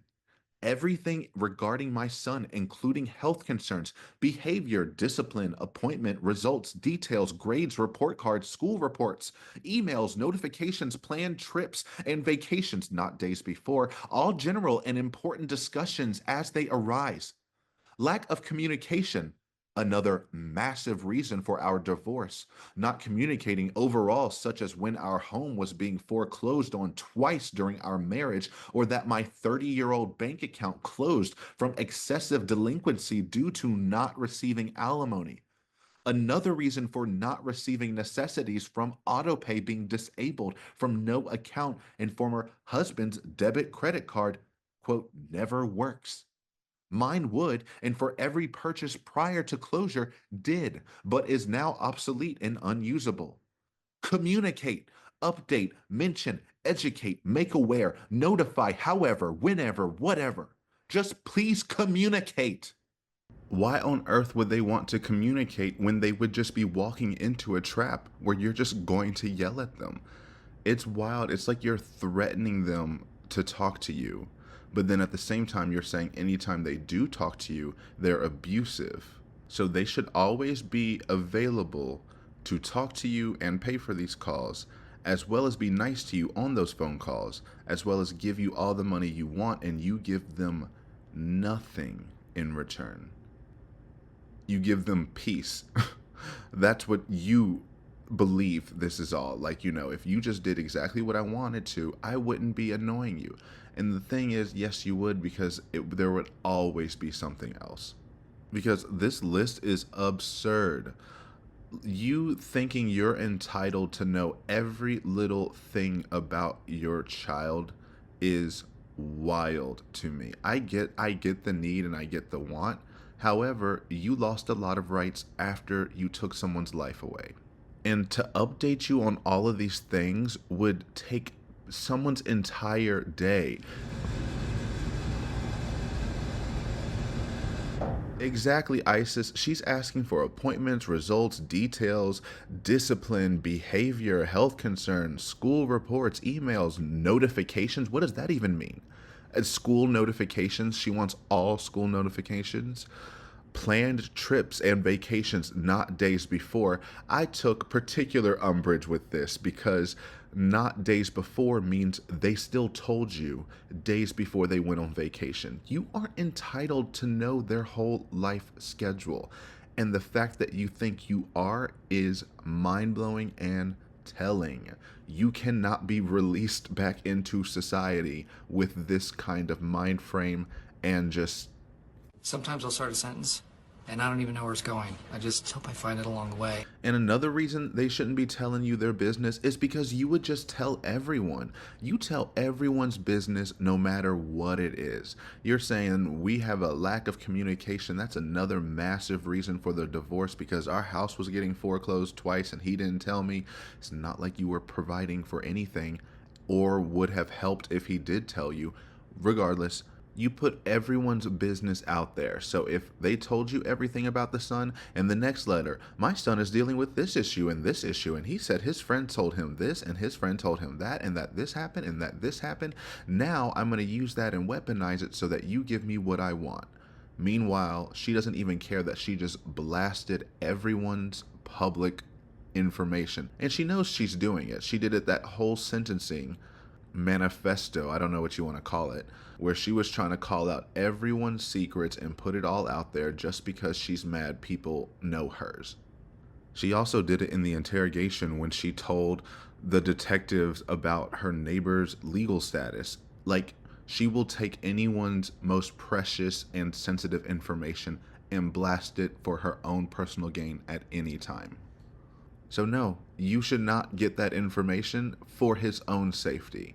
And you're just talking about like all general and important discussions as they arise. Who gets to determine what is important? You? Behind bars? No.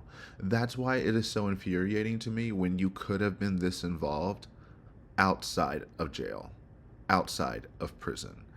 And Brian was waiting for you to be this involved the entire time, to actually want to be involved, to see him and to know what's happening, instead of just getting drunk all day, every day, doing what you want to do. Go play pool, go flirt with this people here, get George arrested, make everyone else feel sad for you. Wash, rinse, repeat, and do it all over again. And how long would you say the alcoholism has been a part of her life? Well, I mean, it's always been a part of her life.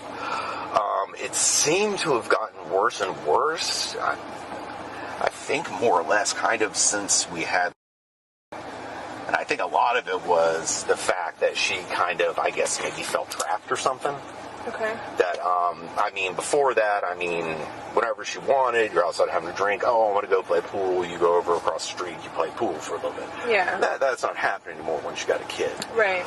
So. How old's your son? He is 9. So, but I mean, she started just getting really angry when she drank a lot. She said last night she fell asleep. There were plenty of times where she just basically passed out from drinking. So, you've witnessed her pass out from drinking. Oh yeah. All of that time going to the state, going to meet his probation officer, going to harass his family, you could have been focusing on your own family, your own son, just as much as you want to now. So absolutely not. And again, what do you want a judge to do about this? A judge cannot force you to talk about the things you want to talk about. So I can only wonder why people do not want to communicate with you and do not go out of their way to do so. 1, they know you're just going to bother them anyway. 2, it's just going to be a cyclical argument. And then, like, of course, once they reach their breaking point from going around and around and around, and they laugh at her or they yell at her, the whole conversation beforehand gets diluted down to, they yelled at me, they laughed at me. And at the end of the day, it's like she's asking the judge to legally force her ex-husband and her child to love her. That will never happen. You have to earn that yourself. 8, release documents from mortgage.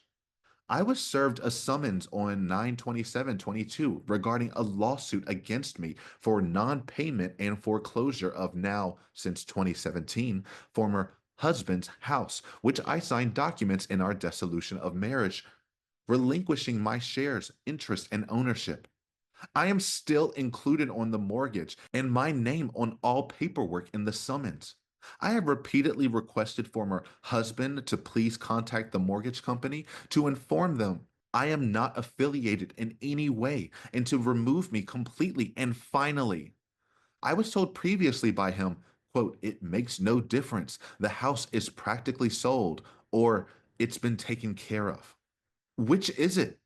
I would like to receive a former letter stating I am removed from the mortgage company. I do not need any extra on my credit score. That hasn't negatively already been done from everything after our marriage that was unfairly dumped on me by former husband. Please provide copies as soon as possible. Okay, I'm not going to spend a long time on this one, but what is this? You are putting in a whole point about getting documents from your mortgage. Oh, girl, what is wrong with you? You are sending a letter to your divorce court judge saying that for some reason you're attached to a lawsuit, another legal court case in association with your foreclosed house with Brian. Everyone knows it's basically a clerical error. No one ever thought at any point that Sarah was actually involved in this lawsuit. That's why he keeps saying it doesn't matter. I'm selling the house anyway. I'm taking care of it. This does not affect you whatsoever. Literally, your name is just on it. I bet she received like one letter from it or something and has been going off the rails. Your credit score, bitch. Ooh. You're talking about your credit score. You thought so confidently that you were getting out of prison that you would have to worry about your credit score. Well, luckily you don't have to worry about that ever again. But yeah, you're talking to this judge about another lawsuit. Go talk to that judge if you have such umbrage with it. This is not this judge's issue whatsoever. And you have all the abilities to research this if you are in fact tied to this lawsuit. Go see where it's filed, see who's the judge of it, write him a letter saying, take me off this. I mean, that's still not the proper channel on how to do things, but if you're going to bug someone who it's actually relevant to. It's so dumb. And she's trying to anchor it into this, I signed documents in our dissolution of marriage, relinquishing my shares and my whatever, because he had to buy her out. So she's trying to say, just because I signed my dissolution of marriage to do that, then that means obviously I come to you and talk about the alleged mortgage lawsuit and want to say I'm still included on the mortgage and this thing names on the paperwork. You should be happy that you're finally included in something. He's finally including you. Congratulations. And then it's, I was told that it was almost sold or that it doesn't matter, so it's about to be taken care of. Which is it? Those both can go together. If it has been practically sold, then that means it has practically been taken care of. There's not two, which is it? Whatever. And then you're saying, I want copies, formal letters stating I am removed from the mortgage company or whatever. The mortgage company themselves don't even do that. But you're asking your divorce court judge to order Brian to talk to the mortgage company to get paperwork in a lawsuit against a foreclosure from another third party. You're either absolutely insane or you just wanted to take another jab at Brian and you knew this was a way to take a public shot. I'm going with that, because how are you worried about being on document? They haven't even asked you to do anything. It'd be one thing if you received documents and they said, please respond now or else you'll be taken No, he's taken care of it because he's the primary one that they've been in communication with the entire time. Again, your name on it is just a clerical error / formality. And now your credit score is completely tanked. Now that you're in prison for life and the judge had to waive all the court fees because of delinquency, that credit score is destroyed. You would never get out to appreciate that destruction anyway, but, you know. 9. Permanent documents. Information from hearing 9/19/22. Please provide the permanent documents. Full custody and suspension of child support. Former husband's attorney was instructed to forward for your modifications, Your Honor, to temporary as requested. After I was able to explain my circumstances with having no money or family to hire an attorney, once I am released, Court sentences you to life in the Department of Corrections. And my desperate need to be fully and completely reunited with my son ASAP. Life in the Department of Corrections. You graciously made the decision to make everything temporary. Thank you. Were these ever sent and completed? I haven't received copies. If so, which I very much would like and need, please, along with any other paperwork generated since the hearing, so I can be kept up to date with any new I may need to work on. I completed a change of address form during the hearing also to make sure correct and everyone was aware so I can be able to receive copies, letters, etc. going forward. And this is where we find out how absurd all of this has been so far. She's talked about how Brian was ordered to keep paying me money, and our last meeting together, Judge, you understood me. I had to write you a whole thank you letter calling you all of the nice things that I'm going to completely retract within a matter of weeks, and going on and on about how much this is a victory and how I've won this battle and how I'm going to be, fighting over the horizon or whatever. And thank you for seeing me as a person, for hearing me and understanding my situation, this and that. Thank you for seeing me. I am so impressed, and my sincerest gratitude cannot be fully expressed for your kindness and goodness. A victory indeed in my battles in preparation for the war on the horizon. Thank you for giving me hope more than you know. It was an honor to meet you. Your honor. And the whole time he had ordered it temporary. And that's not even an order. When the judge changes something to temporary, it means I will not make a final decision until blank event, or until after blank event. What is the blank event in this context? After her criminal trial. He said, I'm not changing anything until after the criminal trial, because then we will know the actual status of where you will be. To life in the Department of Corrections. Despite all of the evidence and all of basic logic pointing to her sitting in prison for a very long time at this time. People didn't really expect her to get life. I did, though. I was like, yeah, because she... Sometimes I'll start a sentence, and I don't even know where it's going. I just hope I find it along the way. And she is so determined that she is going to get out. So let's just wait and see, just to be safe. And so she complains about this exact issue multiple times in future letters, again and again and again, because she is not understanding the situation she is in, or she is just purposefully misunderstanding in order to try to change the reality in which she lives. But the situation you are in is you are in jail for second-degree murder. Check. Brian dumped your ass years ago. Check. Y'all have a son together. Check. Y'all divorced. Check, check. Now he has to pay you alimony to stay away from him. Check, check, check. And you still won't.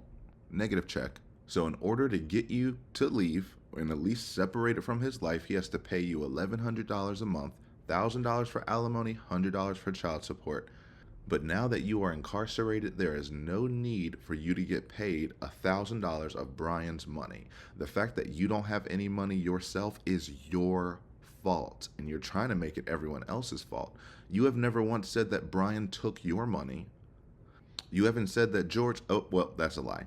You did say George took your debit cards to go buy alcohol and cigarettes and this and that. Has she been arrested for fighting for her life? Does she have a baseball bat for protection against you? Has she ever been strangled? Has her debit card been taken and lost over and over to go buy cigarettes, beer? Has her car been taken drunk to go buy more alcohol in the middle of the night with no license, not caring if you destroyed one of her most important necessities, especially having children?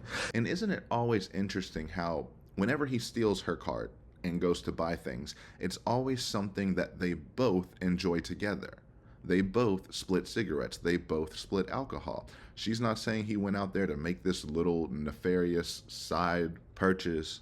And I don't think she's ever gotten past any details other than those two examples, because that should be enough in her mind. Anyway, and even if he was, that's still Brian's money. It's not yours. So anyway, wow, my ADHD is on one tonight. Let's recenter. So the situation you find yourself in is that you were, yes, supposed to get paid $1,000 a month. Brian said, skirt, no, I'm done with that. And you're pouty, sad, and alone. I get that. So you are trying to have the judge hold him in contempt of breaking the alimony agreement. Cool. Both of you have things going both sides. He is submitting a motion to stop having to pay you, and in the meantime, he is not paying you. And that means that if the ruling went against him, he would have to back pay all the things that he did not pay prior. And he's taking that risk. It is a good and well-calculated risk. Meanwhile, Sarah is submitting a motion, not here, but she will, and has expressed this motion to hold him in contempt, trying to get him held accountable and make him pay her. When the judge says it's temporary, it means he's not ruling on either side, so everything stays the way it was, meaning the original agreement is still in effect. You should still be getting paid the $1,000 a month based off of your marriage agreement. Cool. Brian has said, I do not care. No money for you. So now you have warped this temporary ruling, which is not a final ruling whatsoever, and said, you ordered Brian to keep paying me. It was my understanding at the end of our meeting that you ordered this. No. And again, your understanding of things is not really what's important here. It's great that you do get a proper understanding of things. But just because you refuse to understand does not mean things will change because of said confusion. And she knows that, because she does that with every little thing, like the example we showed earlier. You said that I was free to go home, that after this I was done, and that I could go home. No, you asked, are you done? Which the answer is yes. And then you snuck in for now, assuming that that means you can leave. Just because you inserted that does not mean that reality is valid or true. Here's the same thing. You were told that these things are temporary. You are inserting the answer of, that means he ordered you to keep paying me. And thus you are reaching out again to try to say, hey, he's going against your order again. Smack his hand with a spoon. Whatever, that was a random pull. But get mad at him. And the judge is just going to say the same thing the judge has always said, which is, I am holding off reserving ruling on anything until after your criminal case. And so here is a snippet from his ruling. The respondent is currently incarcerated in Orange County Jail pending trial on a charge of second-degree murder. 7. The court cannot hear the respondent's motion for contempt regarding unpaid alimony until after a final hearing is held on the respondent's petition for reduction or elimination of alimony. See Rosenblum v. Rosenblum, which reversed a trial court's contempt order because it was issued before the modification action was heard. 8. The respondent expressed frustration at not having matters heard and not being adequately informed about her case. 9. The court explained that the family case is on hold pending the outcome of the respondent's criminal case. 10. The court finds that permanent decisions regarding relocation and alimony should be postponed until the adjudication of the respondent's criminal case, so that circumstances are clearer. 11. The respondent was informed that she may opt for a final hearing on the petitioner's petition for alimony reduction elimination and her own contempt motion, but that the court would have to consider her current status of incarceration when making determinations. 12. The respondent was advised to ensure that any motions filed conform to the Florida Family Rules of Procedure and the Florida Rules of General Practice and Judicial Administration. This includes utilizing proper captions, titles, and certificates of service.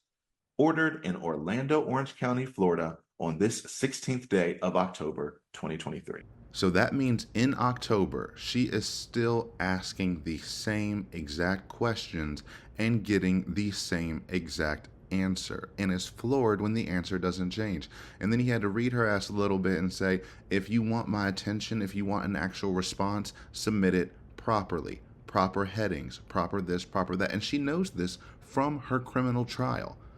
Originally, she didn't know. She thought she could just send a million letters and then everyone would have to do what she said just because she wrote it on a flimsy piece of paper with a jailhouse pen.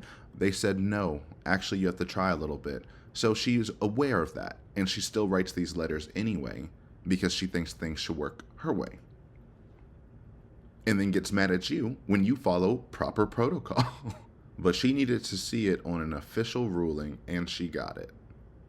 Because this happens all the time. Everyone goes out of their way to give her what she wants, and then when she gets it, she didn't know what getting it meant, and so she doesn't want it. In the past, she did it with her discovery. I want the boxes. Give me the boxes. She gets the boxes. There's too much paper. I have no space for the boxes. We told you that, and that's why we didn't want to give you the boxes. I didn't want it digitized anyway. I wanted the boxes, boxes, boxes. My hard copy, hard copy, hard copy.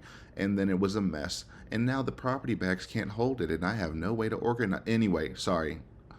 I can go down a rabbit hole of that forever. But in this case, it's, I want you to make a judgment. Make him pay me, make him pay me, make him pay me. Make the decision, make the decision, make the decision. And he said, okay, I put a pause on everything, but if you want me to make the decision, as you have harassed me through all of these improper letters, I will do so.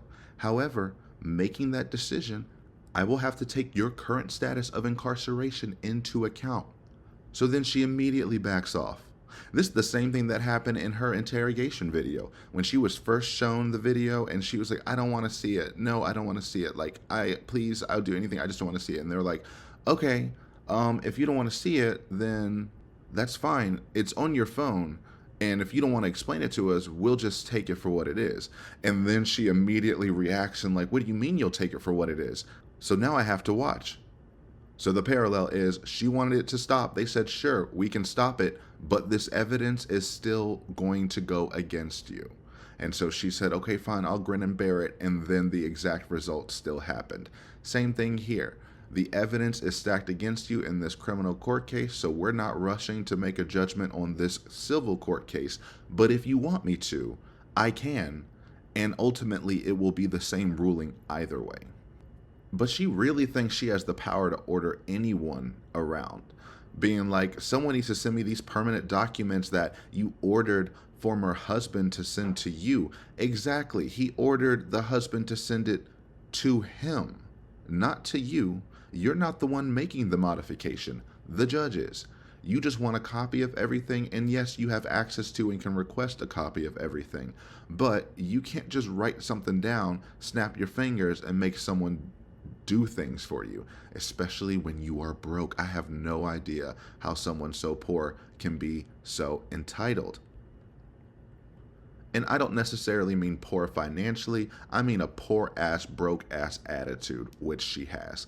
The fact that her bank account is in the negative, just art imitating life. And then has the nerve to ask, were these even completed? I need my copy so I can review. Who are you to tell is anyone else doing their job? Everyone else, one, had a job. I know that's something you're not familiar with. And now you think you're going to tell them, are you doing your job properly?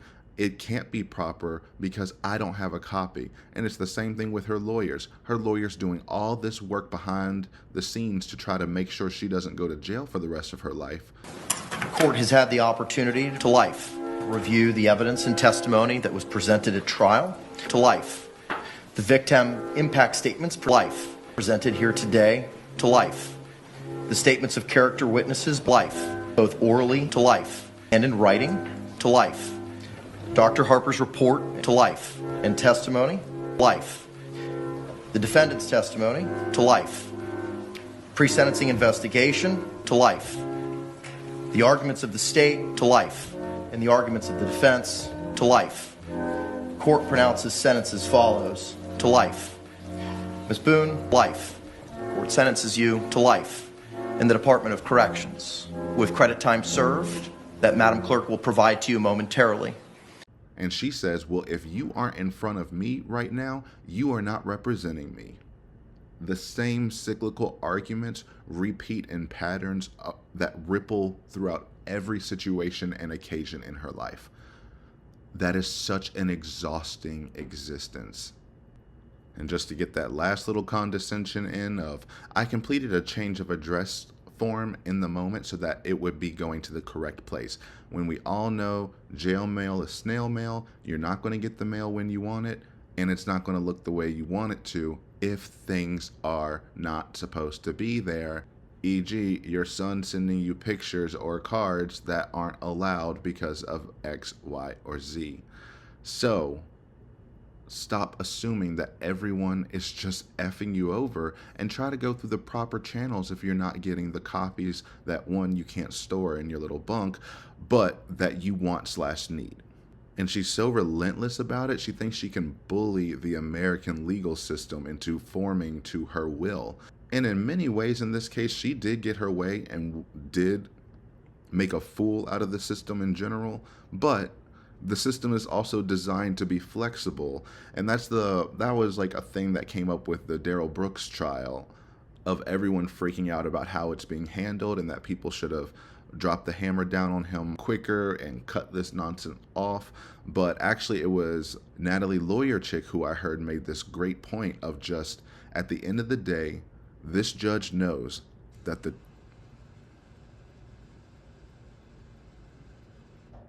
ISIS, you're right. That's exactly what she said. She said, at the end of the day, this trial will end. He will be convicted, found guilty, and go to prison for the rest of his life. She knew that from the beginning. So all she was doing was trying to protect the record so that it is airtight. And she had to deal with so much in that trial. I would have probably quit and left because I would have lost my job if I had to stay and do that. But she handled it with grace and professionalism, made it all the way through, and gave that hoe almost 1,000 years. Or over, I can't even remember.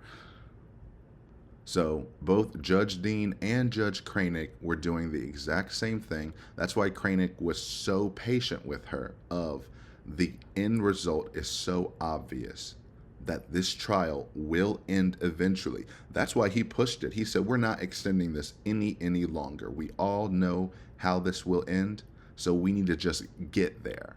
So she can kick, cry, boo-hoo, all she wants. She can try to bring this up on appeal, but I'm going to make it so airtight that nothing will go through.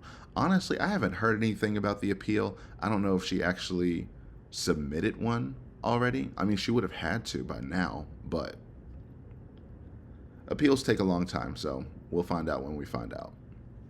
Anyway, back to this mess of a letter. 10.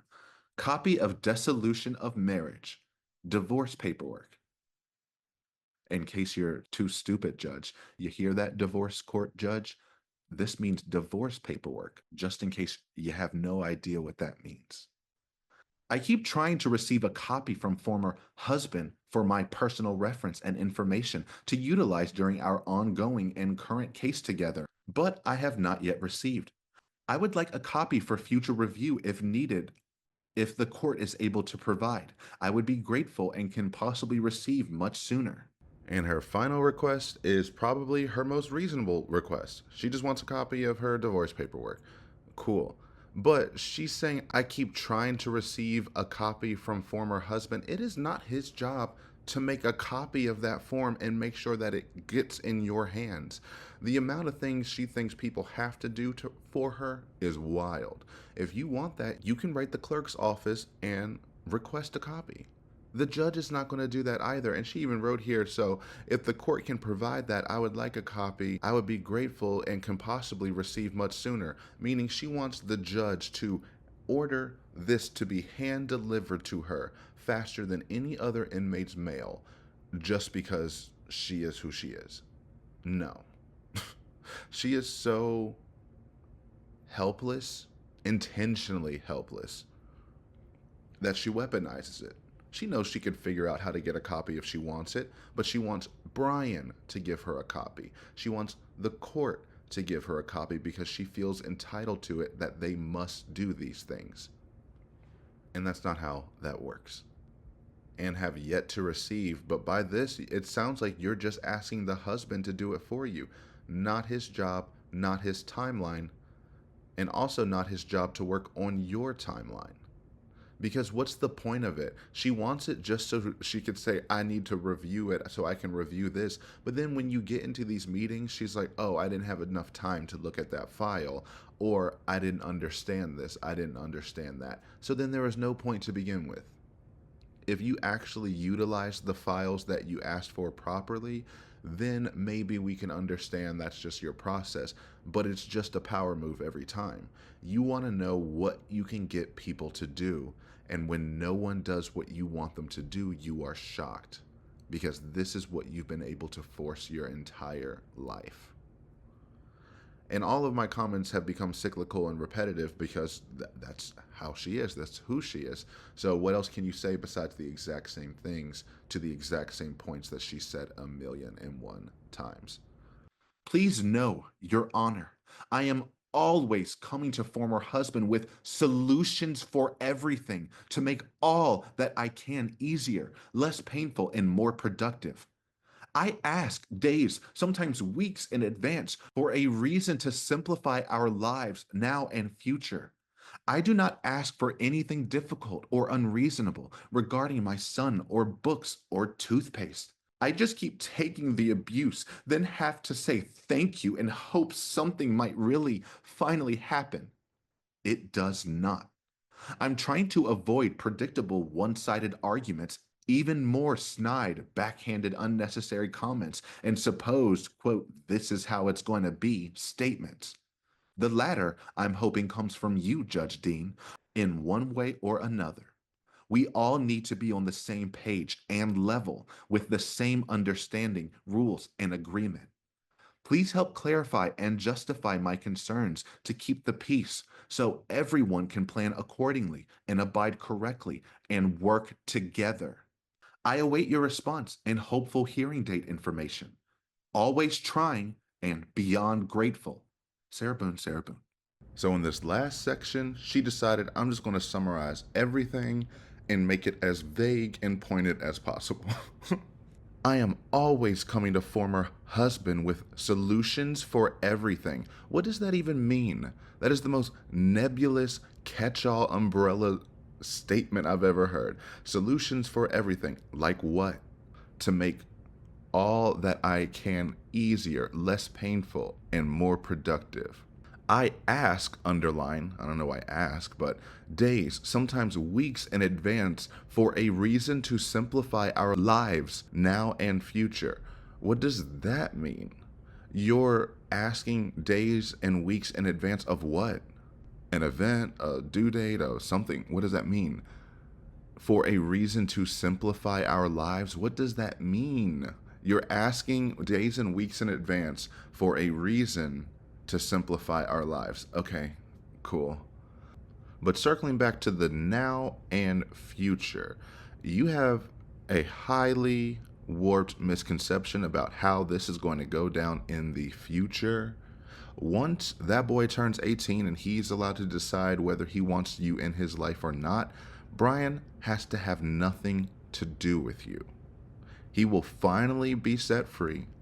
Maybe y'all talk on this and that, but he has zero obligation to you once that happens. He doesn't have to make sure that your son is talking to you. He doesn't have to make sure that you know anything about that then adult's life. So he will finally be free from you. So you do need to find a way to simplify things, or at least to maintain the peace for now within your current timeline.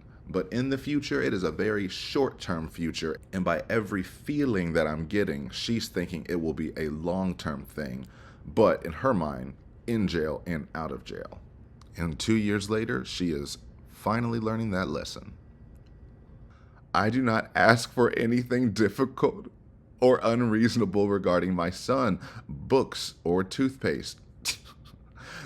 Everything that you've ever asked for has been in the most unreasonable way imaginable. Not all of your requests are unreasonable inherently on their own, but the method in which you are asking for them and the form in which you want them absolutely are difficult and unnecessary. You are literally asking the judge to break and stop, pause all protocol, to answer to you directly, to have mail sent to you directly, to give you every special privilege imaginable. Yet that's not difficult or unreasonable. And this is what you're writing down in a letter to the judge. So I can only imagine what you are saying to Brian every single day. And again, you call him every single day. He does not call you. You are not seeing in this picture, you are the one who is harassing everyone else. But then she tried to anchor it in a few examples that are not unreasonable. You know, I don't ask for anything difficult or unreasonable, especially about my son. Did you forget about that? Hi, Judge, did you forget that this is all for my son? So that's why I put it first. Or books or toothpaste. Trying to be like, I just want the bare essentials and he's not getting me anything. Then stop buying all the coffee. Stop buying all the honey buns, the sliced cheeses, the equal packages. You are the one who delegates your own funds and you spend it how you want to.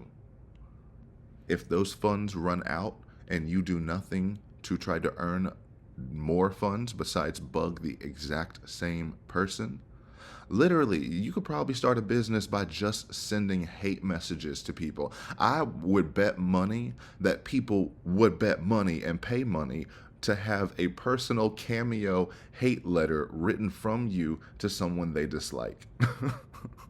Get creative, okay? I just keep taking the abuse and then have to say thank you. You don't say thank you for anything. Every time you have a request that's fulfilled for you and people have gone above and beyond for you, you just take it as though it were an expectation. and not that they actually customize new protocols, new processes, put all of your discovery on a jump drive, for example.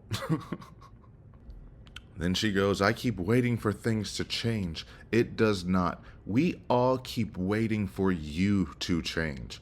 Everyone in your life, for probably most of, if not all of your entire life, have been waiting for you to change, and you refuse to. You believe you should be able to form the world in your image and through your gaze.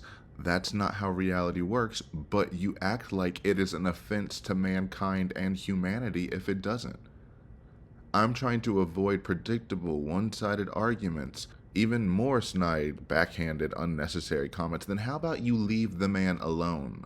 How about you stop calling him and you won't receive any snide comments, can promise you. There will not be a one-sided argument if you do not call in order to argue with him. When you get to this level and you've done what she's done and put you on blast and done this and threatened you with every kind of means that she has access to, and trust me, if there was a way that she could punish him more within her means, she would do it, but she can't. So this is the best that she can do, is to try to air him out to the judge and to us, knowing that this could leak. And snide and backhanded unnecessary comments are literally your go-to everything you do. And I've brought this up. This is what annoys me the most about her, is that she can recognize these behaviors. She called George an alcoholic non-stop because she recognized the signs and the behaviors that she associated with being an alcoholic or someone with alcohol abuse disorder. However, when it comes to analyzing her own actions and realizing that she does the exact same things that she is judging others and labeling others for, complete blind spot. Can't make a connection even if you paid her to. And it's the same thing here.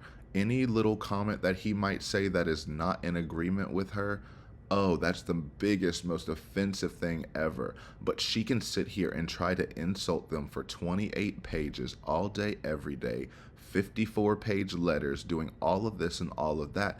And she doesn't think, and she wouldn't label it, anything in this letter or any of those letters as snide or backhanded and unnecessary. She thinks in every single one of them, she is being respectful, what does she like to say, soft-spoken and kind. But she doesn't get that the rest of the world does not live in her delusion. So when we read things like this, you are the only one who seems unrational about this.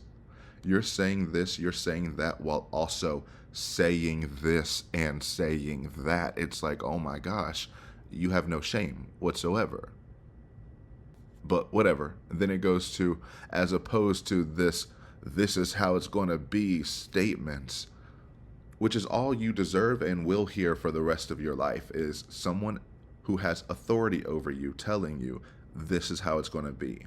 And that may not be great, but that's exactly how you treated George. And yeah, I'm going to keep bringing him up because even though he's not part of the civil court case, this is the reason why she is in the position she's in now. And the reason that Brian is actually able to petition to stop paying her. Because of how she treated and murdered George. That is what put her in this position. She refuses to acknowledge any of that. And she doesn't need to acknowledge it in the letter, but not in her self-awareness, in her actions whatsoever. She is the same exact person she was on the outside, just not drunk, so she's even crankier and has more aggression and like the necessity to write stuff down and get her written word out there. Before, she was just drunk slurring and drunk call everyone, say whatever she wanted and keep it moving. But now she has to write down everything for anyone to hear anything. So she has to make it count in her mind. But then the contradiction of, the latter I'm hoping comes from you, Judge Dean, in one way or another. Translation, I want you to tell him how it is. Because I already know that you support me, because back in our last case management conference, you gave me everything I wanted temporary. You did exactly what I asked for, and you ordered Bryant Temporary to keep paying me, and that I should be able to receive my temporary funds and get the things that I temporarily need. So it's not that you're opposed to the concept of this is how it's going to be statements, which it's fine to be in opposition to that and hold the stance of we should be collaborative at all times. But no, you just don't want him to tell you this is how it's going to be. And you want someone of more authority to tell him that same command. We all need to be on the same page and level with the same understanding. That is so interpretive. We can't control how you understand things, because based off of this letter alone, you didn't understand what happened in the last meeting. So this same understanding has got to come from you actually realizing how the legal system works. She thinks that she can ask 20 questions for it and then it'll just change out of nowhere, when people provide her with the information and the proper protocols nonstop and she just ignores them. And truly it's because she thinks she's a celebrity and believes that she should be getting all of this special care. Because my case is so publicized, of course I need my own laptop, my own classroom, my own this and that. Everyone around me wants to look at my case. Of course I need all of these special privileges. Of course I need a personal mail carrier just between me and the judge. Of course I need the judge to put everything down because I am such a famous celebrity. And I wish I was making that up, but some of the people who were in jail with her have come out and said that's exactly how she is. She thinks she's a boss. She thinks she's special because she killed a man and people actually cared. She didn't expect that, but she'll take any attention where she can get it, if she thinks she can gain control from it. And she also likes to sneak in, so I want all of us on the same page and level. You are no longer on the same level as anyone, unfortunately. Hard truth to accept. Your reality, your earned reality. So that inference is that you want your position to have exact equal level, equal weight to what Brian says. And then you're hoping that the stereotype of you should go with the mother because I keep bringing up my son a million times means you should side with me. But no, the fact that you are in prison, in jail at this time for a second-degree murder charge and now conviction, your word, your opinion means little to nothing. And she says in one way or another, as if she would accept or another. She absolutely would not. If you do not go the one way that she wants you to go, then everything's rigged, it's unfair, But she has to seem reasonable at first so that she can feel justified in blowing up later. Speaking of which, Judge, I want you to clarify and justify my concerns. You think it's the judge's job to justify your irrelevant, misconceived, misguided, self-absorbed, reductive, duplicative, truculent, supercilious, suspicious, condescending, chaotic, and erratic concerns? No one can justify or clarify that.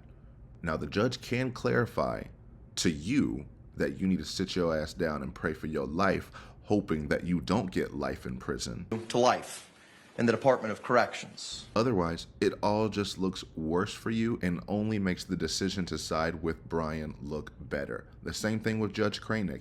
He gave you life without parole, and then the next day we see uploaded on the docket your entire sentencing letter, completely justifying that decision of, oh, was I too harsh or did I misread the situation? Nope. In 28 pages, she wanted to make sure that you knew how much of a piece of shit she really is. And she wants you to justify it in order to keep the peace. Translation, if you don't justify, clarify, and give me what I want, there will be no peace for anyone. I will guarantee that. And she tries her best to guarantee that. So everyone can plan accordingly, abide correctly, and work together. We're past the work together phase. Y'all could have worked together in therapy. That's where y'all needed to work together. And from all accounts, you didn't work together. He would say that, you know, for a little bit you would get better after going to couples therapy, and then 2 weeks later you're back to doing the same exact thing. But I'd come back when we were in therapy trying to work it out. And I mean, on a weeknight when he's got school the next day, I've got work the next day. I mean, she was out till 3 o'clock in the morning when the bar closes, and she'd bring people back over on the back porch. I mean, one time some random person walked in my house and started screaming for Sarah 3:30, 4 o'clock in the morning when we're trying to sleep. I mean, I just couldn't get over it. You want to try to paint him as this not communicating, lying, abusive person, and that's why you had to divorce him? Absolutely not. Your behaviors are patterned and well documented. You don't like to work together, you like to make others work for you. Case in point, I await your response and hopeful hearing date information.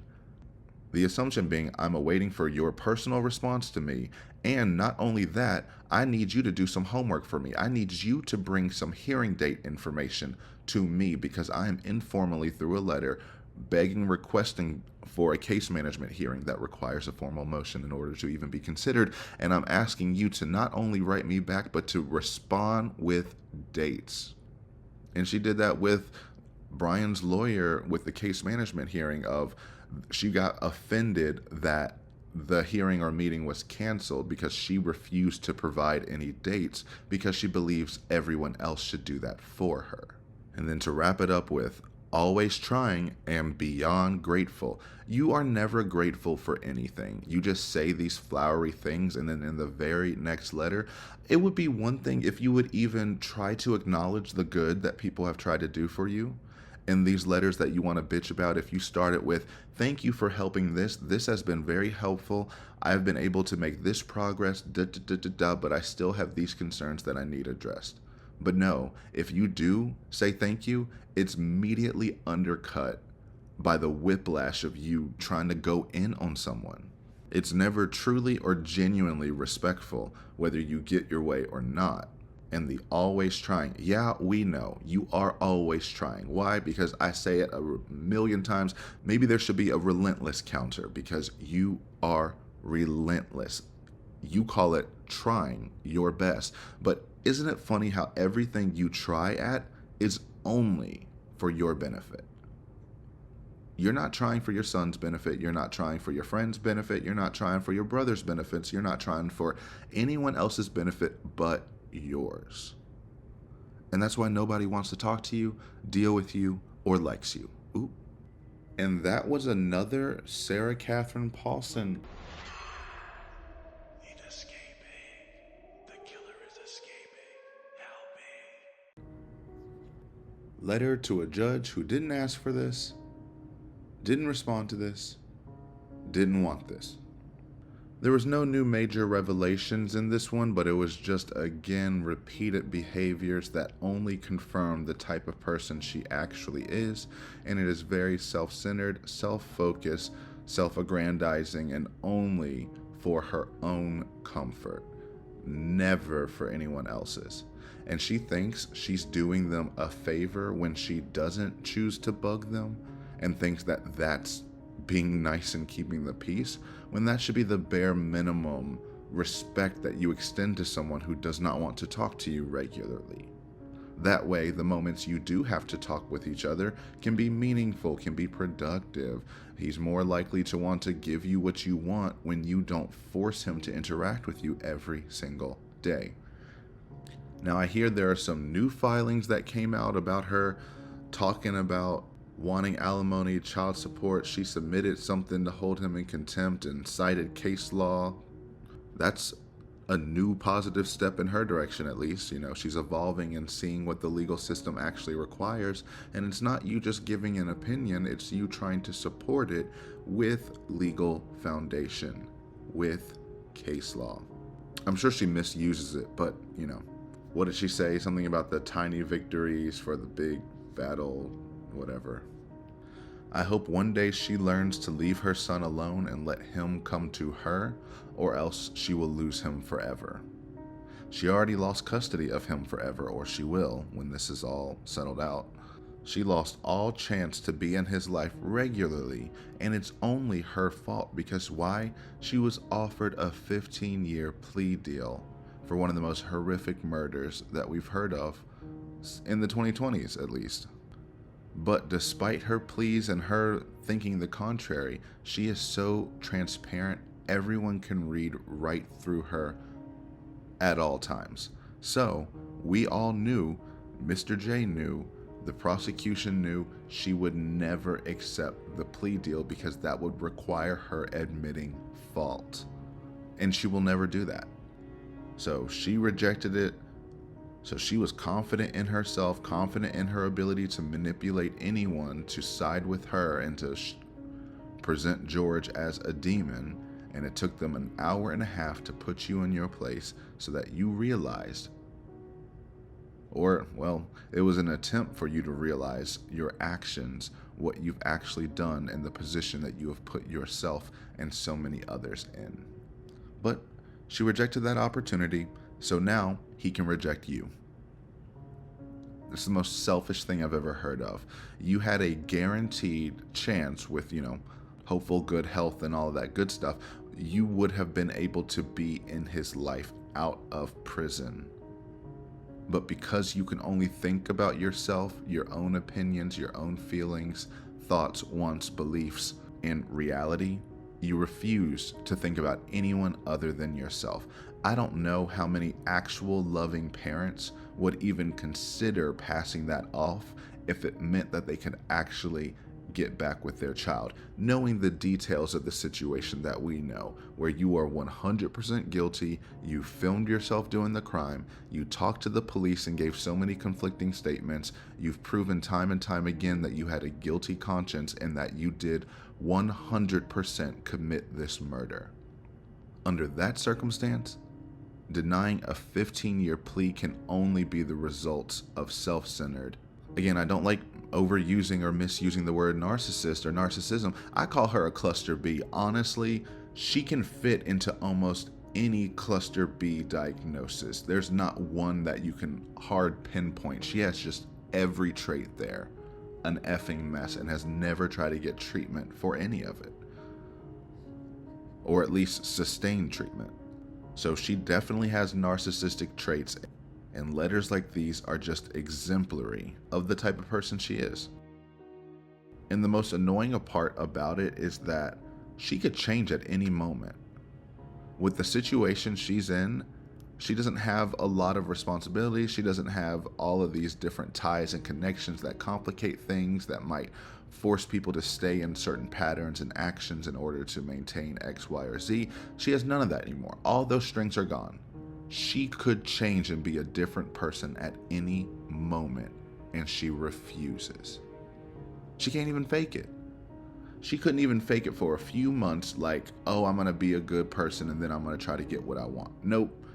Always. And look at this toss. I remember this when she was asking everyone for some damn water or something or whatever, and she said, Brian, it got to the point, I'll take a cup, because she was just drinking out that nasty faucet, and said, I don't care if it's dirty. I was like, ew, you so nasty. But again, you need to get what you want when you want, however you want it. That's why you asked for water over 20 times that day. Yet you wanted to tell them on that same day, we weren't drunk. I wasn't drunk. But whatever, we've covered that multiple times in multiple different other videos. But it all connects, right? And with this pattern of behavior, she was always going to end up in the position that she was in, one way or another.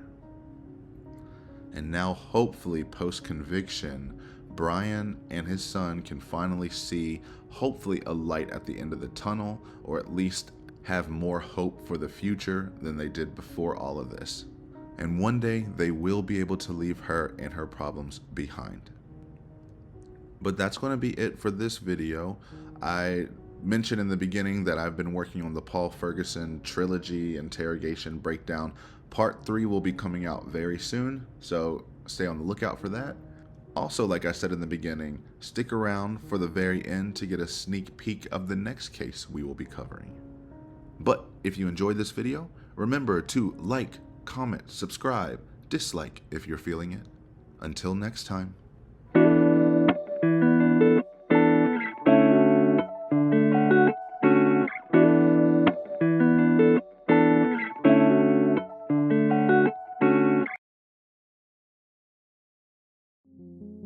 Karen Reed was framed. Her car never struck John O'Keefe. She did not cause his death. And that means that somebody else did. And your response was, hopefully, she kills herself, correct? Yes. Karen Reed, in your investigation, had quickly become a very serious problem for you, hadn't she? This case involves a Boston cop whose family you were actually connected to, correct? Chris Albert. Yes. Julie Albert. Yes. Colin Albert. Yes. Kevin Albert. Yes. During the course of your investigation, your figures of speech include the following. She's a bitch. Yes. A whack job. Yes. A retard. Yes. No ass. Correct? Yes. She's fucked. Yes. Would you agree, Trooper Proctor, that you have dehumanized Karen Reed during the course of your investigation? I would say based off that language,